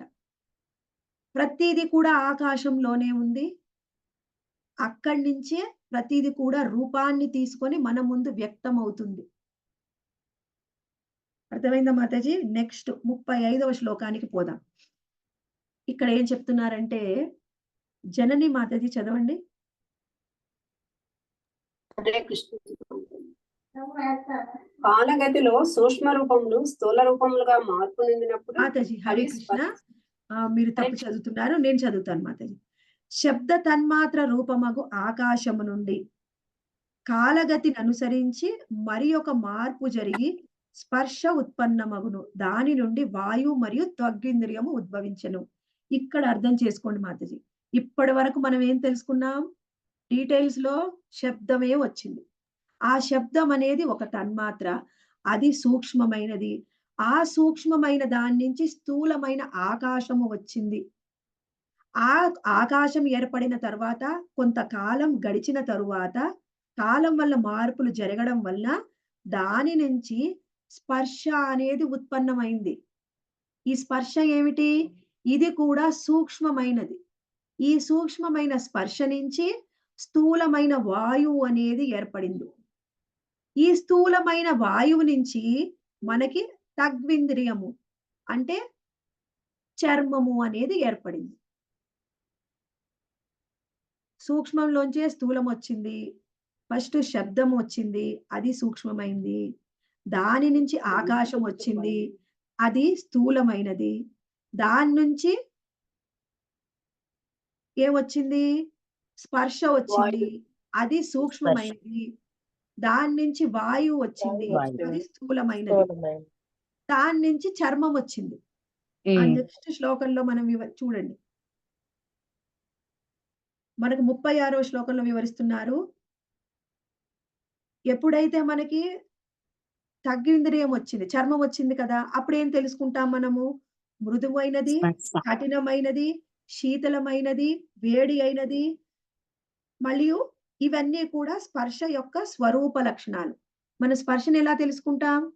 మెత్తనిది, కఠినమైనది, టచ్ వేడి చేస్తే మరియు శీతలం, చల్లగా. వీటి ద్వారా మనం తెలుసుకుంటాం. ఇప్పుడు దాని నుంచి వాయు యొక్క సూక్ష్మ రూపము వర్ణితమైంది. ఇప్పుడు దాని నుంచి మనం ఏం తెలుసుకోవచ్చు? వస్తువులు 2 రకాలుగా ఉంటాయి. ఒకటి కఠినంగా, ఒకటి మృదువుగా, ఒకటి శీతలంగా, ఒకటి వేడిగా ఉంది అని తెలుసుకోవచ్చు. నెక్స్ట్ 37వ శ్లోకము. చలనము, మిశ్రణము, శబ్దాది ఇంద్రియానుభూతులను కలిగించుట ఇతరేంద్రియములు చక్కగా పనిచేయుటకు దోహదపడుట యందు వాయు యొక్క కార్యము ప్రదర్శితమగును. ఇది వాయు యొక్క కార్యం. వాయు ఎలా పనిచేస్తుంది అనేది చెప్తున్నారు. వాయు ఏ విధంగా పనిచేస్తుందంట? ముందు వాయువు అనేది స్థూలంగానే ఉంది. అందుకనే మనం స్పర్శించగలుగుతున్నాం. అది అసలు స్థూలంగా లేకపోతే మనకి స్పర్శ అనేది కలవదు. అది జరగదనమాట. అది ఏం జరుగుతుంది? వాయువు మనకి ఎలా అర్థమవుతుంది? పెద్ద గాలి వచ్చినప్పుడు చెట్టు కొమ్మలు కదులుతాయి. నేల మీద పడ్డ ఎండుటాకులన్నీ ఒక కుప్పగా అవుతుంటాయి. అందుకని వాయువు ఉంది అని తెలుసుకుంటాం. ఈ వాయువు అనేది ఈ భౌతికమైన లోకంలో ఎలా పనిచేస్తుందో అలాగే మన శరీరంలో కూడా వాయువు పనిచేస్తుంది. వాయువు ఎంతో ముఖ్యమైనది. వాయువు యొక్క చలనాన్ని బట్టే మన శరీరము యొక్క ఆరోగ్యం అనేది ఆధారపడి ఉంటుంది. దాన్ని బట్టే మన ఆయుర్వేద వైద్య విధానం అంతా కూడా వాయువు యొక్క చలనం మీదే ఆధారపడి ఉంటుంది. వాయు చలనం నీ శరీరంలో బావుందా? నువ్వు ఆరోగ్యంగా ఉంటావు. వాయు చలనం బాలేదా? మనకు అనారోగ్యం వస్తుంది. ఇప్పుడు వాళ్ళు ట్రీట్మెంట్ ఇస్తారు గదా! ఆయుర్వేద వైద్యులు దేనికిస్తారు అంటే వాయు చలనం సరిగ్గా ఉండడానికి ఇస్తారు. ఇప్పుడు ఎవరికైతే శ్వాస అనేది సరిగ్గా ఉండదనుకోండి, బ్రీతింగ్ మంచిగా ఫ్రీగా ఉండకపోతే కొన్ని రోజుల్లో వాళ్ళకి కంటి చూపు మందగిస్తుంది. వాయువు చలనంలో వచ్చే మార్పులని బట్టే మనకొచ్చే రోగాలన్నీ కూడా ఆధారపడి ఉంటాయి.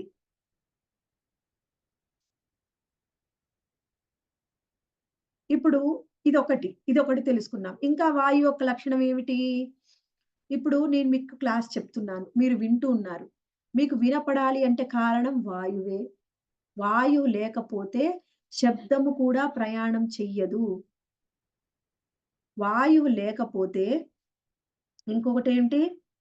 మనము అసలు ఏది చూడలేము, ఏది వినలేము, ఏది స్పర్శించలేము, ఏది వాసన చూడలేము. అన్నిటికి వాయువే కారణం. అక్కడెక్కడో మీకు ఇక్కడ క్లాస్ చెప్తున్నాను. నేను పొయ్యి మీద పాలు పెట్టి వచ్చాననుకోండి. అయి మాడిపోయాయి. నాకెలా తెలుస్తుంది? వాసన ద్వారా తెలుస్తుంది. ఇక్కడ వాసన ద్వారా. వాసన ఆ ద్వారా వాయువు అనేది తెలుస్తుంది. అక్కడి నుంచి ఇక్కడికి వస్తుంది కాబట్టి నాకు తెలుస్తుంది. ఇప్పుడు ఆ వాయువే మనకి శబ్దం కూడా మనకి అర్థం కాదు. శబ్దం లేకుండా శూన్యంలో వాయువు లేకుండా శూన్యంలో శబ్దం ప్రయాణించలేదు. శబ్దం ఉంటుంది. కానీ మనం తెలుసుకోవాలంటే వాయువు కావాలి. మీకు ఇంకొకటి చిన్నప్పుడు మనం సైంటిస్ట్‌లలో మన టీచర్స్ కొన్ని ప్రయోగాలు కూడా చేస్తారు. ఆక్సిజన్ లేకపోతే అగ్ని అనేది రాదు. ఇప్పుడు మీరొక దీపం వెలిగించి దాని పైన ఒక బకెట్ బోర్లిచ్చారనుకోండి. వెంటనే దీపం ఆరిపోతుంది. కారణం అవును. ఏమిటి? గాలి లేక. దాంట్లో గాలి లేదు, ఆక్సిజన్ లేదు. గాలి లేక. అంటే అగ్ని ఉండాలన్నా, శబ్దం ప్రయాణం చేయాలన్నా, వాసన మనకి తెలియాలన్నా ప్రతిదానికి వాయువే కారణము. అది వాయువు గురించి ఇక్కడ మనం తెలుసుకున్నాం. మన శరీరంలోని కూడా వాయు చలనమే మన ఆరోగ్యానికి కారణం అని తెలుసుకున్నాం. నెక్స్ట్ 38వ శ్లోకంలో వాయువు మరియు స్పర్శ తన్మాత్రల అంతఃప్రక్రియచే జీవుడు వివిధ రూపములని బడయును. అంటే ఏమిటి? వాయువు ఉంది, స్పర్శ ఉంది. దాన్నించే రూపము అనేది వస్తుంది. రూపం అనేది సూక్ష్మమైనది. దాన్నించి స్థూలమైన అగ్ని అనేది ఏర్పడుతుంది. అగ్ని ఏం చేస్తుంది? అగ్ని అనేది ఎప్పుడు ఏర్పడిందో దాన్నించి చూపు, చక్షువు అంటే కళ్ళు అనేవి వస్తాయన్నమాట. అప్పుడు ఆ కళ్ళేం చేస్తాయి? వివిధ రూపాలని చూస్తాయి. ఇక్కడేం తెలుసుకున్నాం? వాయువు మరియు స్పర్శ. వాయువుకి స్పర్శ ఉంటుందండి. వాయు, స్పర్శ 2 కలిస్తే రూపం వస్తుంది. ఆ రూపం నుంచే అగ్ని అనేది ఏర్పడుతుంది.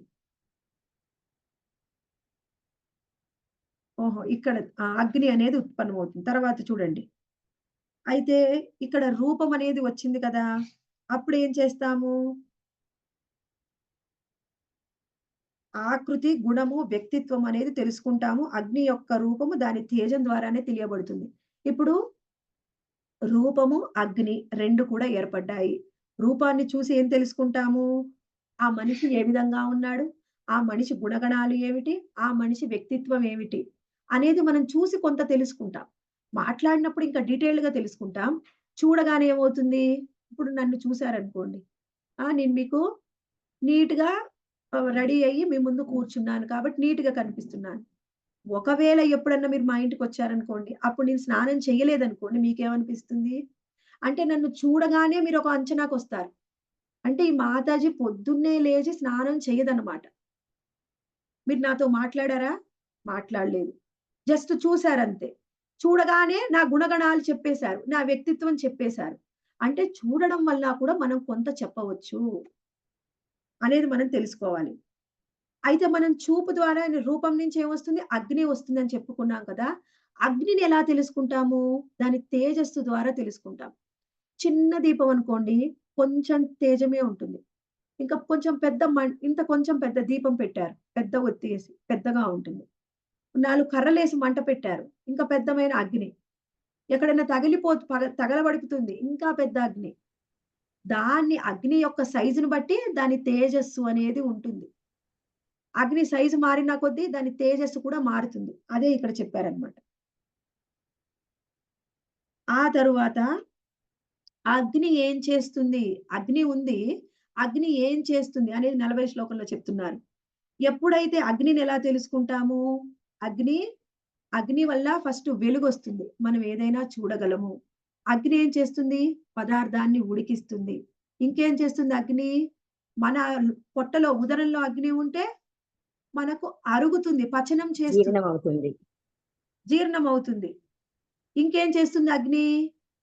అగ్ని కొంచెమున్నా చాలండి. ఎంత ఎక్కువ చలినైనా కానీ, మనము చలిని అర్థం చేసుకోకుండా చేస్తుంది. అంటే చలిని తీసేస్తుంది, నశింపజేస్తుంది.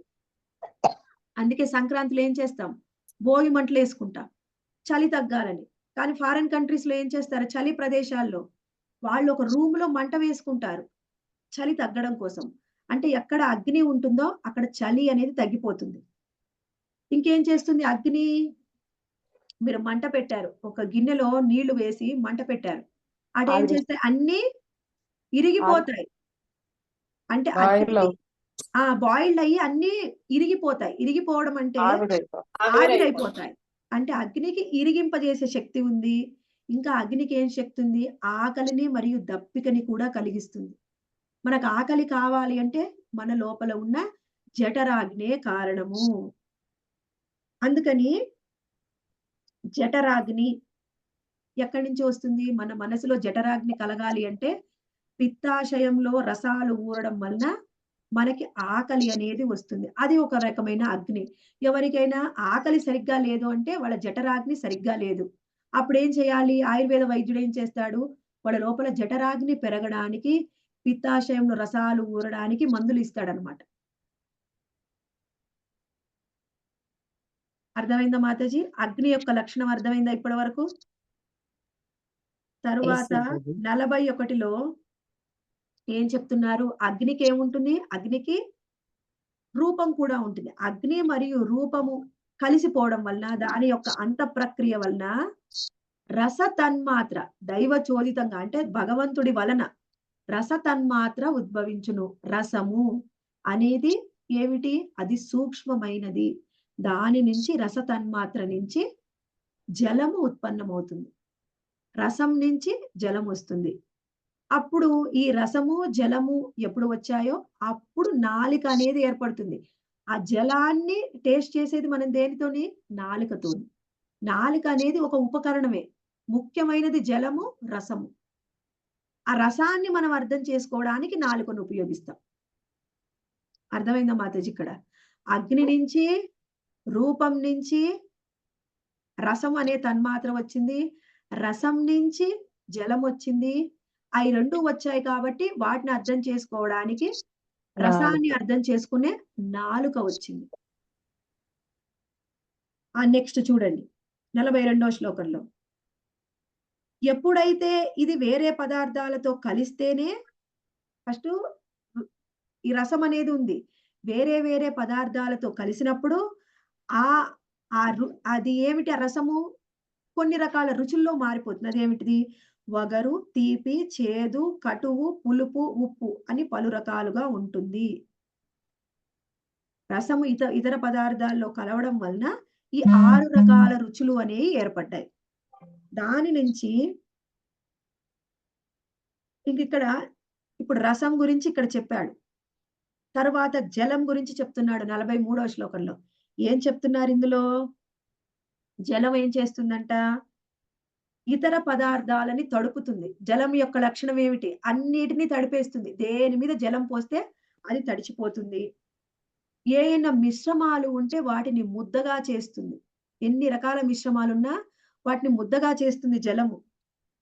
ఇంకొకటి తృప్తిని కలిగిస్తుంది. జలం ఏమిటి? మనం తాగామనుకోటి మనకి సంతృప్తి కలుగుతుంది. హమ్మయ్య! దప్పిక తీరింది అని.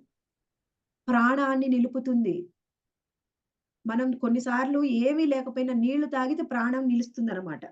ఇంకొకటి దేనికైనా గట్టిగా ఉందనుకోండి దాని మీద నీళ్లు పోస్తే అది మెత్తబడుతుంది. మళ్ళీ వేడిని పోగొడుతుంది. ఎంత వేడైనా. ఇప్పుడు మొన్న మేము పూరి జగన్నాథ్ మందిరానికెళ్ళినప్పుడు అక్కడ ఎక్కువ వేడండి. అందుకని మందిరం ముందల ఏం చేస్తున్నారంటే వాటర్‌ని స్ప్రింకిల్ చేస్తున్నారనమాట. చిన్న తుంపరలాగా పడుతుంది. అప్పుడు వేడి నుంచి బయట పడతామని. ఎక్కడ వేడి ఎక్కడుందో అక్కడ వాటర్ ఏస్తే ఆ వేడిదనేది తగ్గిపోతుంది. ఈ జలం ఎక్కడి నుంచి వస్తుంది? జలాశయాల్లో ఊరుతుంది. దప్పికను పోగొడుతుంది. ఉపశమనాన్ని ఇస్తుంది. ఇవన్నీ జలం యొక్క లక్షణాలు. నెక్స్టు జలం అనేది చాలా ఇంపార్టెంట్ అన్నమాట.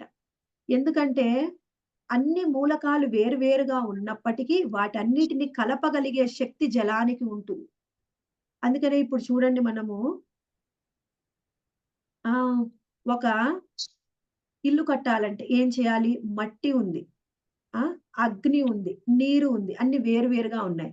మట్టిని తీసుకొచ్చాం. జలంతోని కలిపాం. అగ్నిలో మనము వేడి చేసాం. అప్పుడు ఇటుకగా మారుతుంది. జలం లేకుండా వేరే పదార్థాలు కలవడం అనేది కష్టము.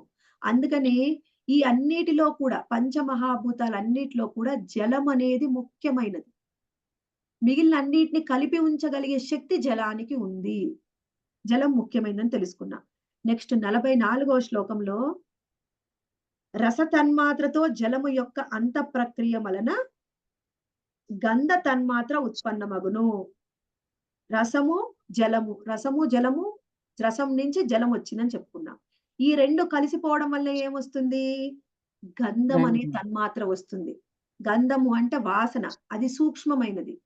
దాని గంధ తన్మాత్ర నుంచి భూమి అనేది వస్తుంది. గంధం ఎక్కడి నుంచి వస్తుందండి? భూమి నుంచే వస్తుంది. రసము, జలము కలడం వల్ల గంధ తన్మాత్ర వస్తుంది.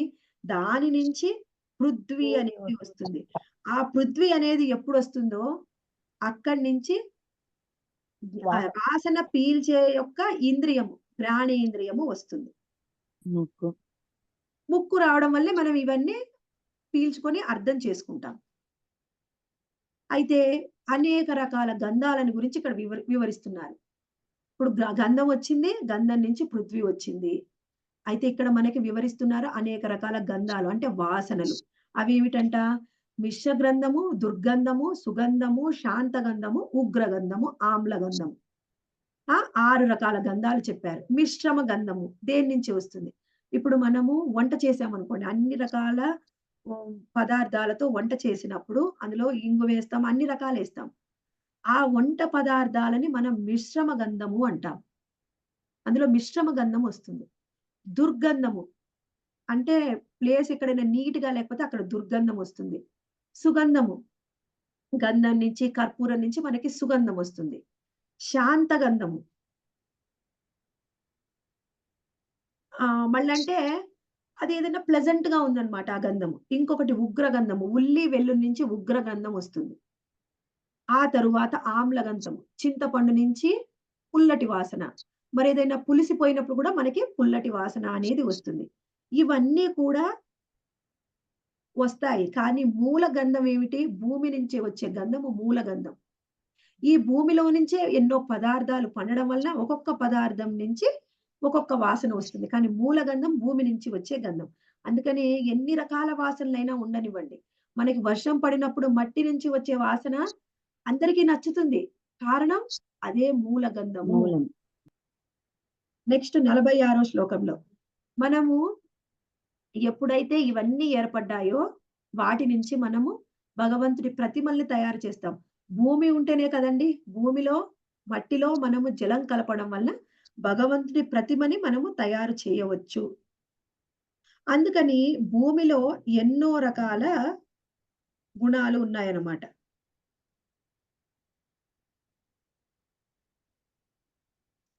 ఈ భూమిలోని ఎన్నో రకాల మూలకాలతోని మనం అనేక రకాలైనటువంటి దేవతా విగ్రహాలని మనము తయారు చేయవచ్చు. ఈ దేవతా విగ్రహం తను తయారు చేస్తే అది ఊహాత్మమైనది కాదు. మనము భగవంతుడి రూపం ఉంది. ఆ రూపాన్ని తెలుసుకొని ఈ మొత్తం మూలకాలతోని భగవంతుడి రూపాన్ని తయారు చేస్తాం. అది ఊహాత్మక కాదు అని చెప్తున్నారు. ఆ తర్వాత 47వ శ్లోకంలో ఏ ఇంద్రియమునకు శబ్దము విషయమో అది శ్రోత్రేంద్రియము అని పిలువబడును. ఏ ఇంద్రియపు విషయము స్పర్శమో అది తగ్వింద్రియము అని చెప్పబడును. ఇప్పుడు ఏ ఇంద్రియంతోని శబ్దం వింటున్నామో అది చెవి, అది శ్రోత్రేంద్రియము. మనము ఏ ఇంద్రియంతోని స్పర్శిస్తున్నాము అది త్వగ్గింద్రియము, అంటే అది చర్మము. అంటే వినే ఇంద్రియము చెవి, స్పర్శించే ఇంద్రియము చర్మము అని తెలుసుకున్నాము. ఆ తరువాత మనము ఏ ఇంద్రియం నుంచి చూస్తామో అదే చక్షువు, దృష్టి, కళ్ళు. అదే నేత్రేంద్రియము. ఏ ఇంద్రియం నుంచి? రసము, రసనేంద్రియము. ఆ రసనేంద్రియము దేని నుంచి తెలుసుకుంటాం? నాలుక ద్వారా నాలుక. తెలుసుకుంటాం. తర్వాత ఆ నాలుక నుంచి ఆ జలం నుంచి తర్వాత ఆ. ఏమొచ్చింది? గంధం వాసన. వచ్చింది. గంధము నుంచి భూమి వచ్చింది. దీన్ని ఎలా తెలుసుకుంటాం? ముక్కు ద్వారా తెలుసుకుంటాం. ఇప్పుడు రాదు. ఇక్కడ మాతాజీ ఒక్కటి శ్రద్ధగా వినండి. ఇప్పుడు మనం ఎన్ని తెలుసుకున్నామండి? 5. ఆకాశము, భూమి, అగ్ని, అగ్ని, జలము, జలము, వాయువు. వాయువు. ఆహా! ఆకాశము, వాయువు, అగ్ని, జలము, భూమి. భూమి, పృథ్వీ. అయితే ఒక్కొక్క దానికి ఒక్కొక్క లక్షణం ఉందంట. ఇప్పుడు ఆకాశానికి ఒకటే లక్షణం. కేవలం శబ్దాన్ని వినగలం అంతే. ఆకాశం నుంచి కేవలం శబ్దమే వస్తుంది. ఆ ఆకాశం నుంచి ఏమొస్తుంది తర్వాత? వాయువు. వాయువుకి 2 లక్షణాలుంటాయి. ఒకటేమిటి? శబ్దం ఉంటుంది. ఆ తర్వాత స్పర్శ ఉంటుంది. 2 లక్షణాలు మనకి వాయువు. వాయువుకుంటాయి. ఆ తర్వాత ఏమిటి? అగ్ని. అగ్నికి 3 లక్షణాలుంటాయి. లక్షణాలు. శబ్దం ఉంటుంది, స్పర్శ ఉంటుంది, ఆ తర్వాత రూపం కూడా ఉంటుంది. రూపం. ఆ తరువాత జలము. జలంలో శబ్దం ఉంటుంది, స్పర్శ ఉంటుంది, రూపం రూపం ఉంటుంది, ఉంటుంది. రసము కూడా ఉంటుంది. ఆ తరువాత భూమి.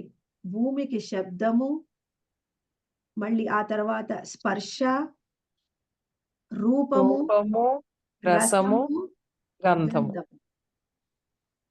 అర్థమైందా మాతాజీ? ఇప్పుడు మనం అర్థమైంది. ఏం తెలుసుకున్నాము? స్థూల తత్వాలన్నీ ఎలా వచ్చాయో తెలుసుకున్నాము. సూక్ష్మ తత్వాలు. స్థూల తత్వాలేమిటి? భూమి, జలము, అగ్ని, అగ్ని, వాయువు, వాయువు, ఆకాశం. ఆకాశం. స్థూలమైనవి. సూక్ష్మమైనవేమిటి? గంధము, రసము, రసము, రూపము, రూపము, స్పర్శ, స్పర్శ, శబ్దము. శబ్దం. ఇవన్నీ కూడా సూక్ష్మమైనవి తెలుసుకున్నాము. తర్వాత ఏం తెలుసుకున్నాము? వీటన్నిటిని ఎట్లా అర్థం చేసుకోవాలి? జ్ఞానేంద్రియాలని తెలుసుకున్నాము. వీటిని అర్థం చేసుకోవాలంటే మన జ్ఞానేంద్రియాలు ఉండాలి కదా మాతాజీ. ఉంటేనే అవును. వీటిని మనం చూడగలం, అర్థం చేసుకోగలం. ఇప్పటి వరకు మనము స్థూల తత్వాలని, సూక్ష్మ తత్వాలని, జ్ఞానేంద్రియాలని తెలుసుకున్నాము. అర్థమైందా మాతాజీ? ఇంకేమన్నా డౌట్ ఉందా? ఏం లేదు మాతాజీ, అర్థమైంది. అర్థమైంది. ఇంతకు ముందు మనము ఈ 32వ శ్లోకానికంటే ముందే మనం తెలుసుకున్నాము. మనసు, బుద్ధి, అహంకారము, చిత్తము. చిత్తం ఎలా ఉండాలంటే వాసుదేవ స్థితి. ఇందాక తెలుసుకున్నాం కదా! మనసు, బుద్ధి ఎలా వచ్చింది?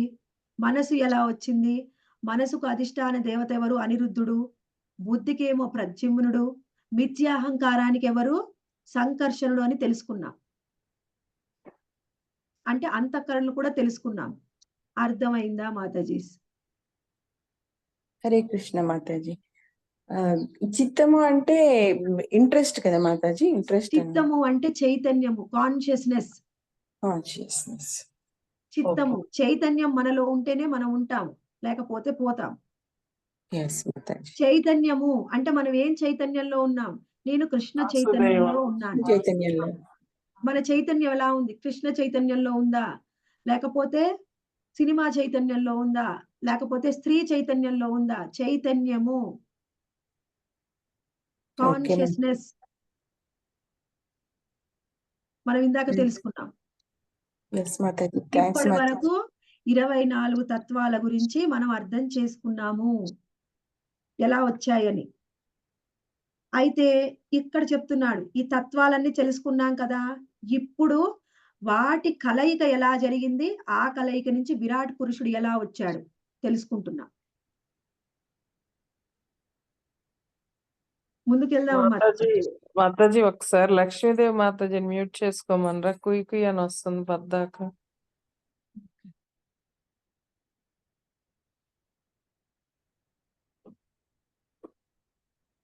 నెక్స్ట్ 50వ శ్లోకంలో చూడండి. ఈ తత్వములన్నీయు మిళితము కానప్పుడు సృష్టికి మూల కారణమగు దేవదేవుడు కాలము, కర్ణ, త్రిగుణాలతో పాటుగా విశ్వమునందు మహదాది సప్త విభాగములను కూడి ప్రవేశించును. ఇప్పుడు అసలు ప్రవేశం జరుగుతుంది. ఏం జరిగింది? ఇప్పటి వరకు అన్ని తెలుసుకున్నాం అంతే. అన్ని అలా వేరువేరుగా ఉన్నాయి. ఇప్పుడేం జరిగిందంట? ఇవన్నీ మిళితం కాలేదింకా. మిళితం కావడానికంటే పూర్వము, మిళితం కానప్పుడు అసలు సృష్టే లేదు. ఇంక ఇప్పుడు ఏర్పడుతుంది, సృష్టి అనేది ఏర్పడుతుంది.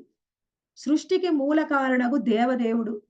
సృష్టికి మూల కారణమైన దేవదేవుడు కాలము, కర్ణ, త్రిగుణాలతో పాటు మహదాది సప్త విభాగములను కూడి ప్రవేశించును. ఫస్ట్ ఏమో కాలము, తర్వాత కర్మ, ఆ తర్వాత త్రిగుణాలు, ఆ తర్వాత మహదాది సప్త విభాగాలు. మహదాది అంటే మహతత్వము. మహతత్వంలో ఏమేమి ఉన్నాయి? ఇవేనండి. త్రిగుణాలు ఒకటి త్రిగుణాలు త్రిగుణాలు చెప్పుకున్నాం కదా! కాలము, కర్ణ, కర్మ, త్రిగుణాలు. వీటితో ఉమ్. పాటుగా మహదాది సప్త విభాగాలు. అవేమిటి? భూమి, జలము, అగ్ని, వాయువు, ఆకాశము. ఆకాశము, వాటితో పాటుగా రూపము, స్పర్శ, గంధము. వాటితో పాటుగా విద్యాహంకారము, ఆ మహతత్వము. ఈ అన్నిటిని కలిపి అవును. సప్త విభాగాలు అంటారు. సప్త విభాగాలు, సప్త తత్వాలు, సప్త ధాతువులు. ఇవే సప్తము, ధాతువులు కాదు, సప్త తత్వాలు. ఇప్పటి వరకు సృష్టిలో అన్నీ ఉన్నాయి. అన్నీ ఉన్న సృష్టి కానీ ఇంకా ఏర్పడలేదు. ఏర్పడడానికి భగవంతుడు ఆ సృష్టిలోకి ప్రవేశిస్తున్నాడు. భగవంతుడితో పాటుగా కాలం ప్రవేశిస్తుంది, కర్మ ప్రవేశిస్తున్నాయి, త్రిగుణాలు ప్రవేశిస్తున్నాయి, సప్త తత్వాలు కూడా ప్రవేశిస్తున్నాయి. సప్త విభాగాలు కూడా. మహదాది సప్త విభాగాలు. అర్థమైందా మాతాజీస్? నెక్స్ట్ 51వ శ్లోకం. భగవంతుని సన్నిధి యందు కార్యోన్ముఖులై ఏకముగా ఆయన ఈ సప్త తత్వముల నుండి అచేతనము అండము ఉత్పన్నమయ్యెను. దాని నుండియే సుప్రసిద్ధ విరాట్ పురుషుడు ఆవిర్భవించెను. ఇవన్నీ కలిసి అండ రూపంలో ఉన్నాయంట. ఇంకా సృష్టి ఏర్పడలేదు. ఎలా చెప్పాలి అంటే నేను మూలకాలన్నీ ఉన్నాయి. అంటే ఏమిటి? అన్ని మూలకాలు ఉన్నాయండి. ఇప్పుడు స్త్రీ యొక్క గర్భములో అండం ఉంది. అండములోకి ఎప్పుడైతే పురుషుడి యొక్క వీర్యం ప్రవేశిస్తుందో అప్పుడు జీవుడు ఏర్పడతాడు. ఆ జీవుడు అప్పుడు పెరిగి పెద్దయితాడు. ఇప్పుడేం జరిగింది? అన్ని మూలకాలు కూడా ఉన్నాయి. ఇప్పుడు చూడండి, మూలకాలన్నీ ఉన్నాయి. ఈ మూలకాలన్నీ కూడా ఒక వ్యక్తి రూపంలోకొస్తాయి. అప్పుడు మన లోపల 24 మూలకాలు ఉన్నాయండి. మూలకాలు ఉన్నాయి. కానీ అండములో వీర్యం ప్రవేశించినప్పుడే రూపం అనేది వస్తుంది. అలాగే అన్ని మూలకాలు ఉన్నాయి. కానీ ఈ భగవంతుడు ఎప్పుడు ఈ సృష్టిలోకి ప్రవేశిస్తాడో అప్పుడే ఏమవుతుంది? ఈ సృష్టి సృష్టి అనేది మొదలవుతుంది. ఈ సృష్టి అనేది ఏర్పడడాన్ని విరాట్ పురుషుడితోని పోలుస్తున్నారు. సృష్టి అంటే విరాట్ పురుషుడు. భౌతికమైన సృష్టే విరాట్ పురుషుడు. మొత్తం 24 మూలకాలున్నాయి మాతాజీ. కర్మ ఉంది, కాలం ఉంది, సప్త తత్వాలు ఉన్నాయి. ఇవన్నీ ఉన్నాయి. అన్ని వేరుగా ఉన్నాయి. ఎప్పుడైతే భగవంతుడు ప్రవేశిస్తాడో ఇయన్నీ ఎలా ఉన్నాయంట? అండ రూపంలో ఉన్నాయి. ఎప్పుడైతే భగవంతుడు ప్రవేశిస్తాడో సృష్టి ప్రారంభమవుతుంది. ఆ సృష్టియే విరాట్ పురుషుడి రూపంలో వస్తుంది. అర్థమైందా మాతాజీ? అర్థమైంది మాతాజీ. అర్థమైనా ఇవన్నీ కాకపోయినా అర్థమైంది మాతాజీ. కొద్దిగా కొంచెం అంతా ఏం అర్థం కాలేదు మాతాజీ. చాలా సార్లు విన్నాను. కొంచెం మాతాజీ ప్రవేశించిన భగవంతుని పేరు కారణాధ్యక్ష విష్ణువా? ఇది ప్రవేశించారని చెప్పారు కదా, ఆహా, అతని పేరు? కారణోదక సాయి విష్ణువు సృష్టి వలన మహతత్వం వచ్చింది. ఇప్పుడు ఇందులోకి మహతత్వంలోకి ప్రవేశిస్తున్నాడు గర్భోదక సాయి విష్ణు. ఇతని పేరు గర్భోదక్ష విష్ణు. గర్భోదక సాయి విష్ణు ప్రవేశించిన తరువాతనే గర్భోదక సాయి విష్ణు యొక్క నాభి కమలంలో మనకి బ్రహ్మ. 14 లోకాలు వస్తాయి. ఈ 14 లోకాలనే విరాట్ పురుషుడు అంటాం. అది ఇంకా ముందు వస్తుంది. నేను ముందు చెప్దాం అనుకున్నా, మీరు ముందే ప్రశ్నేశారు. అందుకే ముందే చెప్పాను. అర్థమైందా ఓకే మాతాజీ ఇప్పుడు? కావాలంటే తర్వాత మళ్ళీ చెప్తాను. ఇక్కడ చూడండి, మళ్ళీ 52వ శ్లోకంలో ఈ బ్రహ్మాండము విశేషము అని పిలువబడను. ఈ బ్రహ్మాండం మొత్తాన్ని విశేషం అని పిలుస్తారు. దానిలో ఈ బ్రహ్మాండంలో పొరలు ఉన్నాయి. జలము, వాయువు, అగ్ని, ఆకాశము, అహంకారము, మహతత్వము. ఇందులో భూమి కూడా ఉంటుందండి. అంటే భూమి ఈ పొరల్లో ఉండదు. భూమి కూడా కలిపితే సప్త తత్వాలు అంటాం. ఇక్కడ భూమి అనే పొర లేదు. భూమి చుట్టూ ఇవన్నీ ఉన్నాయి. కాబట్టి ఈ మొత్తం ఇంకా పొరలు ఉన్నాయి. ఒక్కొక్క పొర మొదటి దానికంటే 10 రెట్లు ఎక్కువగా ఉంటుంది. ముందేంటి జలం ఉంటుంది. తర్వాత వాయువు ఉంటుంది. తర్వాత అగ్ని ఉంటుంది. ఆకాశం ఉంటుంది. అహంకారం ఉంటుంది. మహతత్వం ఉంటుంది. ముందు దానికంటే జలము కంటే వాయువు 10 రెట్లు ఉంటుంది. వాయువు కంటే అగ్ని 10 రెట్లు. అగ్ని కంటే ఆకాశం 10 రెట్లు. ఆకాశం కంటే అహంకారం 10 రెట్లు. అహంకారం కంటే మహతత్వం 10 రెట్లు ఉంటుంది. దీన్నే ఈ అండమునందే శ్రీహరి విరాట్ రూపమునందు కలడు. ఈ అండంలోనే విరాట్ పురుషుడు ఉంటాడు. ఈ విరాట్ పురుషుల్లో 14 లోకాలు అతని దేహమునందలి భాగాలు. ఈ విరాట్ పురుషుల్లో ఉండే భాగాలు ఏమిటి? విరాట్ పురుషుడు అంటే ఎవరు? గర్భోదక సాయి భౌతికమైన విష్ణువు. సృష్టి. గర్భోదక సాయి విష్ణువులో భౌతిక సృష్టి ఉంటుంది మాతాజీ. ఆ భౌతిక సృష్టే విరాట్ పురుషుడు. ఆహా. ఆ సృష్టి. భౌతికమైన సృష్టే విరాట్ పురుషుడు. ఓకే. ఇప్పుడు ఆ విరాట్ పురుషుల్లో విరాట్ పురుషుడు జలమునందున్న హిరణ్యమయ అండమునందే నిలిచి ఉండి దానిని పలు శాఖలుగా విభజించెను. హిరణ్మయ అండము. హిరణ్మయుడు అంటే గర్భోదక సాయి విష్ణువు. ఆ గర్భోదక సాయి విష్ణువు నుంచి వచ్చిన అండము. అంటే ఏమిటి? మొత్తము భౌతిక సృష్టి అంతా కూడా అండం రూపంలో ఉంది. ఆ అండంలో ఉన్నాడు విరాట్ పురుషుడు. ఆ విరాట్ పురుషుడు పలు శాఖలుగా విభజించబడ్డాడు. పలు శాఖలు అంటే 14 లోకాలు. తొలుత అతని యందు ముఖము ఏర్పడెను. పిదప వాగ్వింద్రియము. ఆ తర్వాత వాగ్వింద్రియానికి అధిష్టాన దేవత అగ్నిదేవుడు. పిదప నాసికారంధ్రాలు. వాని నుంచి గ్రాణేంద్రియము, ప్రాణవాయువు. ఇది ఎలా అనేది వివరిస్తున్నారు. విరాట్ పురుషుడికి ఏమొచ్చాయంట? ఫస్టు వాగ్వింద్రియము అంటే వాక్కు అనేది వచ్చింది. ఆ వాక్కు నుంచి వాక్వింద్రియము. వాకింద్రియం అంటే ఏమిటి? నాలుకనే మాట్లాడుతుంది. ఆ ఇంద్రియము దానికి అధిష్టాన దేవత అగ్నిదేవుడు వచ్చారు. ఆ తర్వాత నాసికా రంధ్రాలు వచ్చాయి. నాసికా రంధ్రాలు రావడం వలన ఆయనకి గ్రాణేంద్రియం అంటే పీల్చుకునే శక్తి ముక్కు ద్వారా ముక్కు వచ్చింది. అయి 2 వచ్చాయి కాబట్టి ప్రాణవాయువు వచ్చింది. మాతాజీ ఇవన్నీ కూడా ఎలా అంటే దీని నుంచి ఇది వచ్చిందా అంతే అర్థం చేసుకోవాలి. ఎలా అంటే ఇప్పుడు భౌతికమైన మూలకాలన్నీ బయట చెప్పుకున్నాం కదా! అవన్నీ విరాట్ పురుషుల్లో వస్తున్నాయి. ఫస్ట్ ఆయనకి ఏమొచ్చింది? అంటే వాక్కొచ్చింది. వాక్కు వల్ల వాక్ ఇంద్రియం వచ్చింది. దానికి అధిష్టాన దేవత వచ్చారన్నమాట.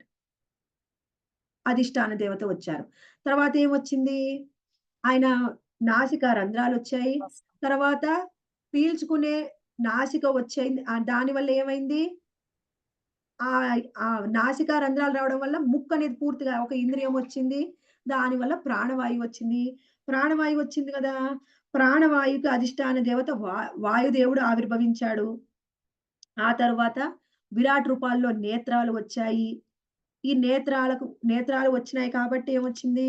నేత్రేంద్రియం వచ్చింది. ఫస్ట్ నేత్ర గోళాలు వచ్చాయి. ఆ తర్వాత కళ్ళు వచ్చాయి. ఆ కళ్ళు అధిష్టాన దేవత ఎవరు? సూర్యదేవుడు. సూర్యదేవుడు వచ్చాడు. తర్వాత ఆయనకి ఏమొచ్చాయి? విరాట్ పురుషుడికి చెవులొచ్చాయి. కర్ణాలొచ్చాయి. ఆ శ్రవణేంద్రియాలు వచ్చాయి కాబట్టి ఈ శ్రవణాలలో ఉత్పత్తి అయ్యే శబ్దము కోసము ఆ శబ్దము దాని నుంచి అధిష్టాన దేవతలు దిగ్దేవతలు వచ్చారంట. శ్రవణేంద్రియం వచ్చింది కాబట్టి దిగ్దేవతలు అధిష్టాన దేవతలు కూడా వచ్చారు. ఆ తర్వాత విరాట్ పురుషుడికి చర్మం వచ్చింది. ఆ పిదప ఆయనకేమో వచ్చాయి? ఫస్ట్ చర్మం వచ్చింది. చర్మం రావడం వల్ల ఆ చర్మం మీద రోమాలొచ్చాయి. గడ్డం వచ్చింది. మీసం వచ్చింది. అటు పిమ్మట సప్త ఔషధులు ప్రకటమయ్యాయి. పిదప ఉపస్థేంద్రియం కూడా ఉత్పన్నమయ్యెను. ఏమిటి విరాట్ పురుషుడికి రోమాలు, గడ్డాలు, మీసాలు వచ్చాక ఔషధాలు వచ్చాయి. ఔషధ మొక్కలు వచ్చాయన్నమాట. ఆ తర్వాత ఉపస్థేంద్రియము అంటే జననేంద్రియాలు వచ్చాయన్నమాట. దానికి అధిష్టాన దేవతలు కూడా వచ్చారు. ఔషధులు వచ్చాయి, చర్మానికి స్పర్శ వచ్చింది, ఔషధుల ఉత్పత్తి జరిగింది. దానిని నియంత్రించు అధిష్టాన దేవతలు కూడా వచ్చారు. తరువాత ఆయనకి ఎవరికి విరాట్ పురుషుడికి వీర్యము మరియు జలమునకు అధిష్టాన దేవత ప్రకటమయ్యెను. వీర్యము, జలానికి అధిష్టాన దేవత కూడా వచ్చారు. ఆ తర్వాత ఉదము, ఆ ఇంద్రియం కూడా వచ్చింది. అటు పిమ్మట విశ్వమునందలి భయమును కలిగించి మృత్యు దేవత కూడా వచ్చింది. ఇది ఇంపార్టెంట్. ఇది ఒకసారి ఇక్కడ వినండి. ఇవి ఒకదాని తర్వాత ఒకటి వచ్చాయి అని తెలుసుకోండి మాతాజీ. ఎక్కువ ఆలోచిస్తే ఏం అర్థం కాదు. ఇప్పుడు మనం అర్థం చేసుకోవాలింది అంతే. అంతకు మించి అర్థం చేసుకోవడానికి ఏం లేదు ఇక్కడ. ఎలా వచ్చాయి అంటే మీరు ఇంకా చూడాలంటే మీరు బాగా భక్తి యోగాన్ని చేయండి. ఆధ్యాత్మిక లోకానికి వెళ్ళినప్పుడు కృష్ణుణ్ణి అడిగితే మనము ఎలా వచ్చాయంటే మనకి డెమో చూపిస్తారు. లేకపోతే మీరు ఇక్కడే ఉండి జ్ఞాన యోగాన్ని ఆచరిస్తే మీకు కొన్ని సిద్ధులు వస్తాయి. అప్పుడు ఎలా వచ్చాయో చూడవచ్చు. ఎలా వచ్చాలో చూడాలంటే అదొకటే మార్గము. తెలుసుకోవాలంటే ఇదే మార్గము. తెలుసుకోవాలంటే శ్రవణం ద్వారా తెలుసుకోవాలి. ఇక్కడ చూడండి. మృత్యువు ఎప్పుడొచ్చిందంట? వీర్యము వచ్చిన తరువాత, జననేంద్రియాలు, ఉపస్థేంద్రియాలు వచ్చిన తరువాత మృత్యు అనేది వచ్చింది. అంటే మృత్యువు ఎప్పుడు ఏర్పడుతుంది అంటే ఎవరైతే ఎక్కువగా వీర్యస్ఖలనం చేస్తారు, మైథున భోగంలో పాల్గొంటారో వాళ్ళకి మృత్యువు త్వరగా వస్తుంది. అందుకని చూడండి, ఒకప్పుడు యోగులు వాళ్ళు ఎన్నేళ్ళైనా బ్రతికుండేవాళ్ళు. వాళ్ళ ఇంద్రియాలని ఏ విధమైన ఇంద్రియాన్ని కూడా ఎక్కువగా ఉపయోగించేవారు కాదు. అసలు మైథున భోగంలో పాల్గొనేవారే కాదు. వాళ్ళకి వీర్యస్ఖలనం జరిగేది కాదు. వీర్యం అలానే ఉంచబడేది. వీర్యం అలానే ఉంచబడడం వల్ల మృత్యువు దూరం అవుతుంది. వాళ్ళ యొక్క రేతస్సు అట్లనే ఉంచబడడం వల్ల వాళ్ళకి మేధాశక్తి పెరుగుతుంది. వాళ్ళు ఏదైనా విషయాన్ని వినగానే విన్నట్టు అర్థం చేసుకుంటారు. అందుకని వాళ్ళు ఒకసారి వింటే మనకి ఇన్ని పుస్తకాలు ఉన్నాయి, ప్రభుపాల వారు భాష్యం ఇచ్చారు, ఇప్పుడు 100 సార్లు చదివి చెప్పుకుంటున్నాము. ఒక 5 నిమిషాలు కాగానే మనం మర్చిపోతాం. మనకి శక్తి లేదు.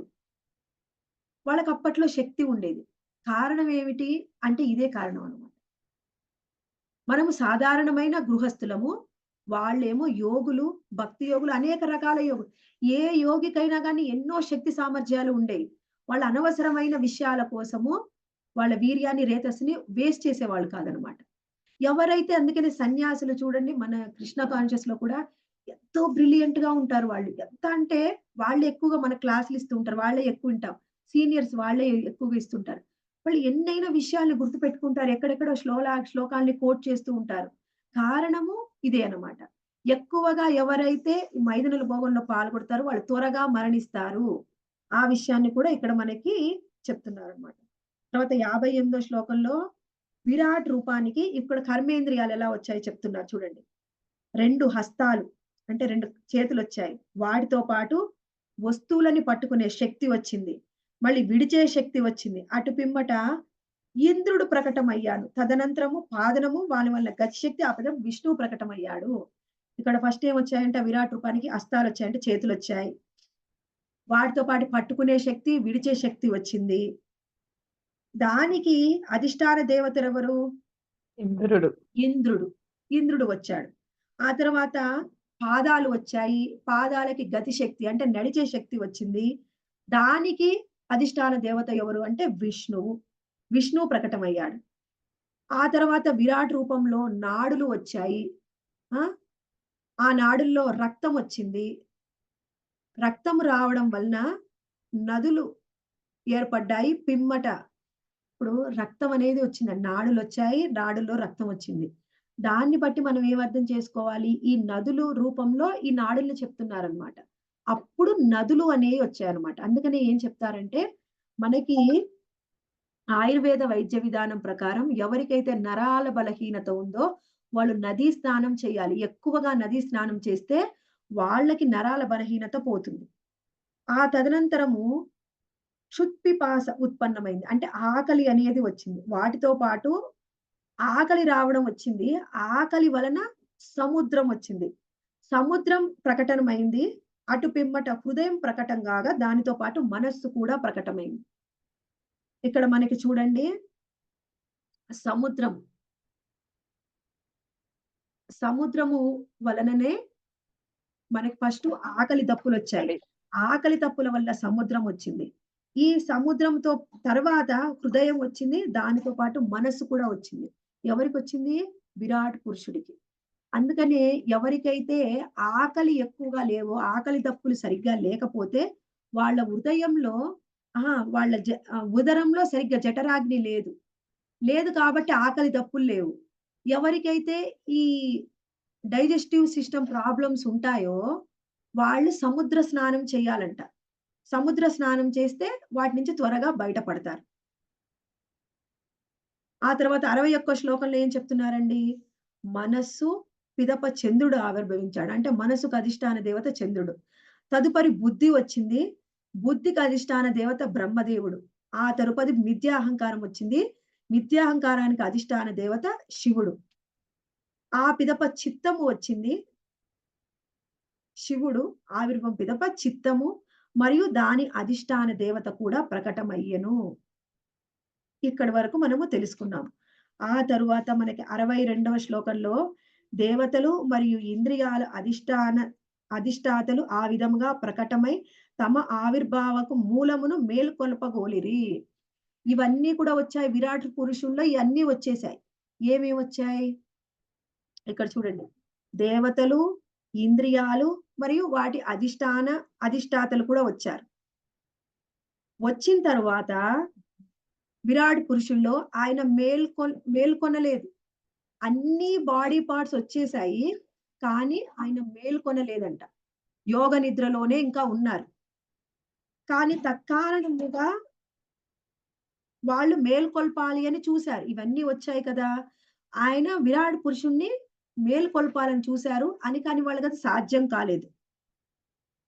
వారు విరాట్ పురుషుని మేల్కొల్పుటకు అతని దేహమునందే ఒక్కొక్కటిగా తిరిగి ప్రవేశించిరి. ఆయన ఎలా అయినా మేల్కొల్పాలని దేహంలో ఒక్కొక్కటిగా తిరిగి ప్రవేశించారంట. మళ్ళీ ప్రవేశిస్తున్నారు. కానీ ఆయన మేల్కొనడం లేదు. ఆ తర్వాత 63వ శ్లోకంలో చెప్పారు చూడండి. అగ్నిదేవుడు అతని ముఖమునందు వాగ్వింద్రియంతో పాటు ప్రవేశించినను విరాట్ పురుషుడు మేల్కొనలేదు. వాయుదేవుడు నాసికారంధ్రంలోకి గ్రాణేంద్రియంతో ప్రవేశించాడు. అయినా విరాట్ పురుషుడు లేవలేదు. సూర్యదేవుడు నయనేంద్రియములతో విరాట్ పురుషుల్లో చక్షువుల యందు ప్రవేశించాడు. కానీ విరాట్ పురుషుడు మేల్కొనలేదు. దిక్పాలకులు శ్రవణేంద్రియముతో కర్ణములందు ప్రవేశించారు. అయినా ఆయన మేల్కొనలేదు. త్వక్కు మరియు ఓషధలు అధిష్టాన దేవతలు రోమములతో పాటు విరాట్ పురుషుని చర్మమునందు ప్రవేశించారు. అయినా ఆయన లేవలేదు. జలదేవత రేతస్సుతో విరాట్ పురుషుడు జననేంద్రియములందు ప్రవేశించను. అయినా ఆయన మేల్కోలేదు. మృత్యుదేవత అపాన వాయుతో విరాట్ పురుషుని గృదమునందు ప్రవేశించినను కార్యోన్ముఖుని చేయలేకపోయారు. అంటే ఆయన లేవలేదు. ఇంద్రుడు బలముతో హస్తద్వయమునందు ప్రవేశించను. విరాట్ పురుషుడు మేల్కొనలేదు. 67వ శ్లోకంలో విష్ణువు గతిశక్తినితో అతని చరణద్వయమునందు ప్రవేశించను. అయినను విరాట్ పురుషుడు నిలువ నిరాకరించెను. నదులు విరాట్ పురుషుని రక్తనాడుల యందు రక్తముతో పాటు ప్రవేశించను. అయినా ఆయన లేవలేదు. సముద్రము క్షుత్పిపాసులతో అంటే ఆకలి దప్పులతో విరాట్ పురుషుని హృదయమునందు ప్రవేశించను. అయినను అతడు మేల్కొనలేదు. చంద్రుడు మనస్సుతో పాటు హృదయం నందు ప్రవేశించాడు. అయినా విరాట్ పురుషుడు లేవలేదు. బ్రహ్మదేవుడు బుద్ధితో పాటు విరాట్ పురుషుడి హృదయమునందు ప్రవేశించెను. ఆయనను లేచుటకు ఆయన సమ్మతింపలేకపోయిరి. ఋతుడు అహంకారంతో విరాట్ పురుషుడి హృదయంలో ప్రవేశించాడు. అయినా ఆయన లేవలేదు. 70వ శ్లోకము. కానీ చిత్తమునకు అధిష్టాత దేవతయగు క్షేత్రజ్ఞుడు చిత్తమునందు హృదయమునందు ప్రవేశించినంతనే విరాడు పురుషుడు కారణోదక జలము నుంచి లేచెను. ఇంకేం లేదండి, 2 శ్లోకాలు ఉన్నాయి, ఇంకా అయిపోతాయి. చిత్తములోకి అంటే చైతన్యములోకి క్షేత్రజ్ఞుడు చిత్తముతో హృదయమునందు ప్రవేశించెను. క్షేత్రజ్ఞుడు ఎవరు మాతాజీ? క్షీరోదక సాయి విష్ణు.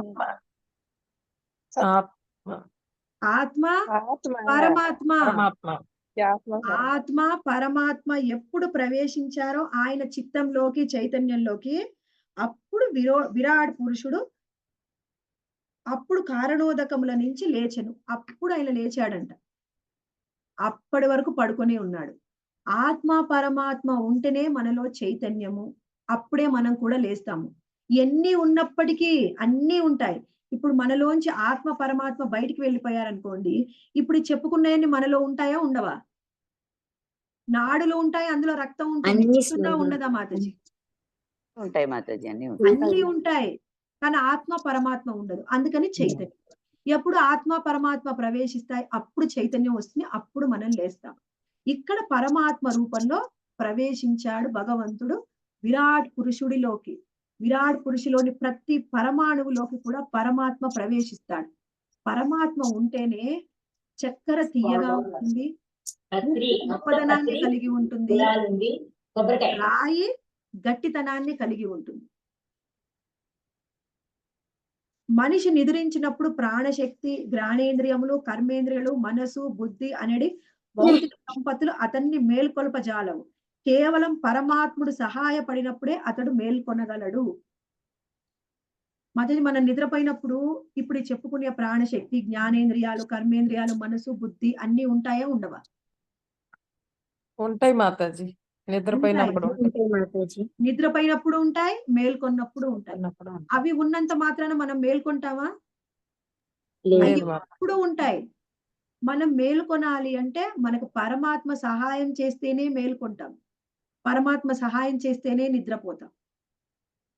లేకపోతే ఈ సాధ్యం కాదు మనకి. ఎన్ని ఉన్నప్పటికీ పరమాత్మ ఉంటేనే చైతన్యము, పరమాత్మ ఉంటేనే కదలిక, పరమాత్మ ఉంటేనే ఏమైనా చెయ్యగలము. అర్థమైందా మాతాజీ? నెక్స్ట్ 72వ శ్లోకము కంక్లూజన్. కనుక మనుజుడు భక్తితో వైరాగ్యముతో ఏకాగ్రమగు భక్తిచే ప్రాప్తమైన ఆధ్యాత్మిక జ్ఞానముతోను పరమాత్ముడు ఈ దేహమునందే ఉన్నట్లుగా చింతన కావింపవలెను. ఇక్కడ మనుజుడు భక్తితో వైరాగ్యంతో ఏకాగ్రమగు భక్తిచే ప్రాప్తమైన ఆధ్యాత్మిక జ్ఞానముతో పరమాత్ముడు ఈ దేహమునందే ఉన్నట్లుగా మనము చింతన కావించవలెను. ఇప్పుడు ఏం తెలుసుకున్నాము? అన్నీ తెలుసుకున్నాము. అన్ని ఏవేమిటి? 24 తత్వాలు తెలుసుకున్నాము, మిథ్యాహంకారం తెలుసుకున్నాము, త్రిగుణాలు తెలుసుకున్నాము. ఇవన్నీ మహతత్వంలో ఎలా ఉంటాయో తెలుసుకున్నాము. ఈ మహతత్వం ప్రధానం నుంచి ఎలా వచ్చిందో తెలుసుకున్నాము. ప్రధానానికి కారణము కారణోదక సాయి విష్ణువు నుంచి వచ్చింది. ఎప్పుడైతే కారణోదక సాయి విష్ణువు వల్లనే మహతత్వం, ఆయన చూపు వల్ల మహతత్వం వచ్చింది. ఈ మహతత్వంలోకి మిథ్యాహంకారము, త్రిగుణాలు ఏర్పడ్డాయి. ఆ తర్వాత 24 తత్వాలు ఎలా వచ్చాయి అన్నీ తెలుసుకున్నాము. తెలుసుకున్న తర్వాత ఇవన్నీ ఎందుకు తెలుసుకున్నాము? మనలో కూడా ఇవన్నీ ఉన్నాయి. మనము వీటన్నిటి ద్వారా ఏర్పడిన ఈ శరీరానికి, ఈ శరీరంతో బంధం ఏర్పడి ఉన్న ప్రతి ఒక్కటి మనిషి, వస్తువులు, విషయాలు, వ్యక్తులు, వీటన్నిటితో మన హృదయ గ్రంథి అనేది ముడివేయబడి ఉంది. ఆ హృదయ గ్రంథిని మనం విప్పలేము, అందుకని తెంచేయాలి, తెగ్గొట్టాలి, కట్ చేయాలి. కట్ చేయాలంటే ఏం ఉండాలి మనలో? ఇక్కడ చెప్తున్నారు చూడండి. భక్తితో వైరాగ్యముతో ఏకాగ్రము భక్తి చే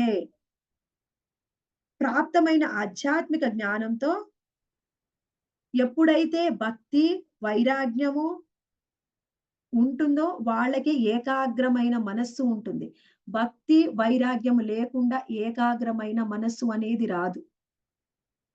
మీరు అనుకోవచ్చు ఏకాగ్రమైన మనసు, ఇప్పుడు మీరు కూర్చొని అందరు కూడా 1.5 గంట క్లాసు విన్నారు. మీకు ఏకాగ్రత లేకపోతే ఈ క్లాసు వినగలరా? మీకు ఈ ఏకాగ్రత ఎక్కడి నుంచి వచ్చింది? భక్తి నుంచి వచ్చింది. భక్తి ఒక్కటే కాదు, వైరాగ్యం కూడా ఉండాలి. ఇంట్లో ఎన్నో పనులున్నాయి. పొద్దున్నే ఎన్నో పనులుంటాయి. మీరు పనులు చేసుకోవాలి. ఇంట్లో వాళ్ళందరికీ చేసి పెట్టాలి. కానీ ఈ క్లాస్ విన్నాక నేను చేద్దాము అని అనుకున్నారు. అదే వైరాగ్యం. ఎవరికైతే భక్తి ఉండదో, వైరాగ్యం ఉండదో, ఏకాగ్రమైన మనస్సు ఉండదు. ఏకాగ్రమైన మనస్సుని మనము ఆ పరమాత్ముడి మీద నిలిపినప్పుడే, అప్పుడే మనము హృదయ గంధిని భేదించగలము. అప్పుడే ఈ భౌతికమైన లోకంలోంచి బయటపడాలి అని అనుకుంటాం. ఇవన్నీ ఉన్నాయి. కానీ భగవంతుడు నుంచి నేనొచ్చాను. ఈ దేహం అనే ఈ జైల్లోంచి నేను బయటపడాలి. అప్పుడు నేను సాధన చేయాలి. భక్తి సాధన. భక్తి అనేది సాధన. ఎప్పుడు సాధన చేస్తానో అప్పుడు నేను ఆ పరమాత్ముని తెలుసుకుంటాను. ఆయన్ని చేరుకుంటాను. ఇక్కడ చూడండి. ఇయన్నీ కూడా అనురాగం అనేది ఉండదు. కానీ జీవాత్మ దాని ఎడ అనురాగమును కలిగి ఉండును. భక్తియుత సేవను నర్చును మనుజుడు ఈ భౌతిక వ్యామోహం నుండి బయటపడవలెను. భక్తియుత సేవ చేస్తేనే ఈ వ్యామోహం నుంచి మనము బయటపడతాం. భక్తి లేనిదే ఏది కూడా సాధ్యము కాదు. భక్తి అంటే ఏమిటి? ఇక్కడ చూడండి. భక్త్య అని తెలుపబడినవి. ప్రథమ స్కందములోని 2వ అధ్యాయములో వాసుదేవే భగవతి భక్తి యోగ ప్రయోజిత. భక్తి అనేది ఎవరికి చేయాలి? ఈ రోజు వినాయక చవితి చేయవచ్చు భక్తి. కానీ భక్తి ఎవరికి చేయాలి? ఇక్కడ ఏమంటున్నారు? వాసుదేవే భగవతి భక్తి యోగ ప్రయోజిత.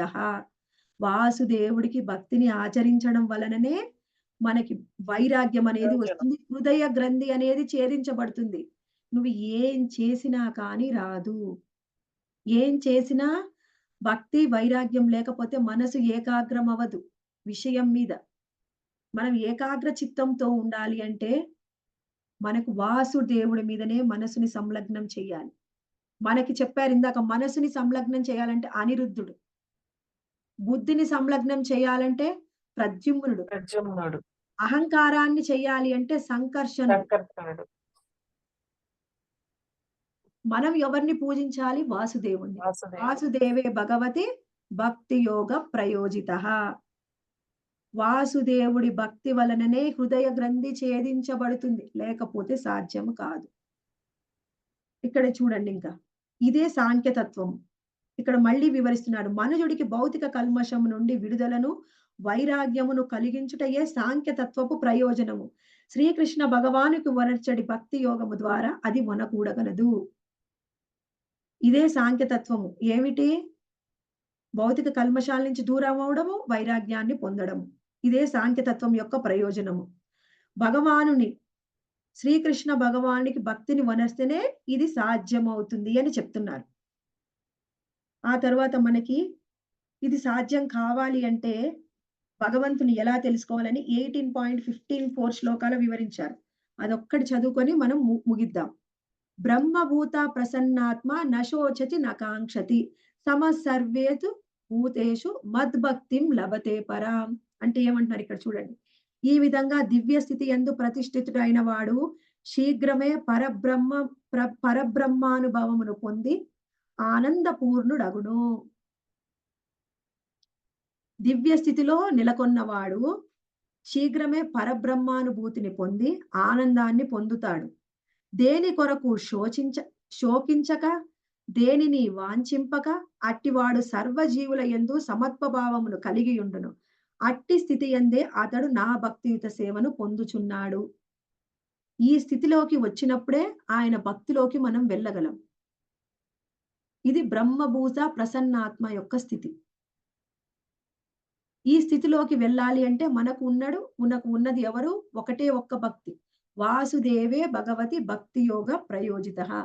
శ్రీకృష్ణ భగవానుడికి సేవ చేయడం ద్వారా, ఆయన్ని పూజించడం ద్వారా, అర్చించడం ద్వారానే మనము ఈ భౌతిక కల్మషాల నుంచి బయటపడతాము, వైరాగ్యాన్ని పొందుతాము, హృదయ గంధి భేదించబడుతుంది. అప్పుడు భగవద్ధామానికి చేరుకుంటాము. ఇప్పుడు ఇక్కడ ఏం చెప్తున్నారు చూడండి. భౌతిక కల్మషాల నుంచి విడువడి వాడు ప్రసన్నతను పొంది భక్తి యోగమున ప్రవేశించును. దాని ద్వారానే అతను ముక్తిని పొందుతాడు. ఇదే విషయాన్ని మనకి 100 సార్లు నొక్కి నొక్కి చెప్తున్నారు. శ్రీకృష్ణ భగవాన్ని ఆరాధించడము ఇదే మనకి అత్యున్నతమైన లక్ష్యం. ఆయన్ని ఎలా ఆరాధించాలి? సాధన భక్తి. సాధన భక్తి ఏమిటి? ఉదయమే లేవండి.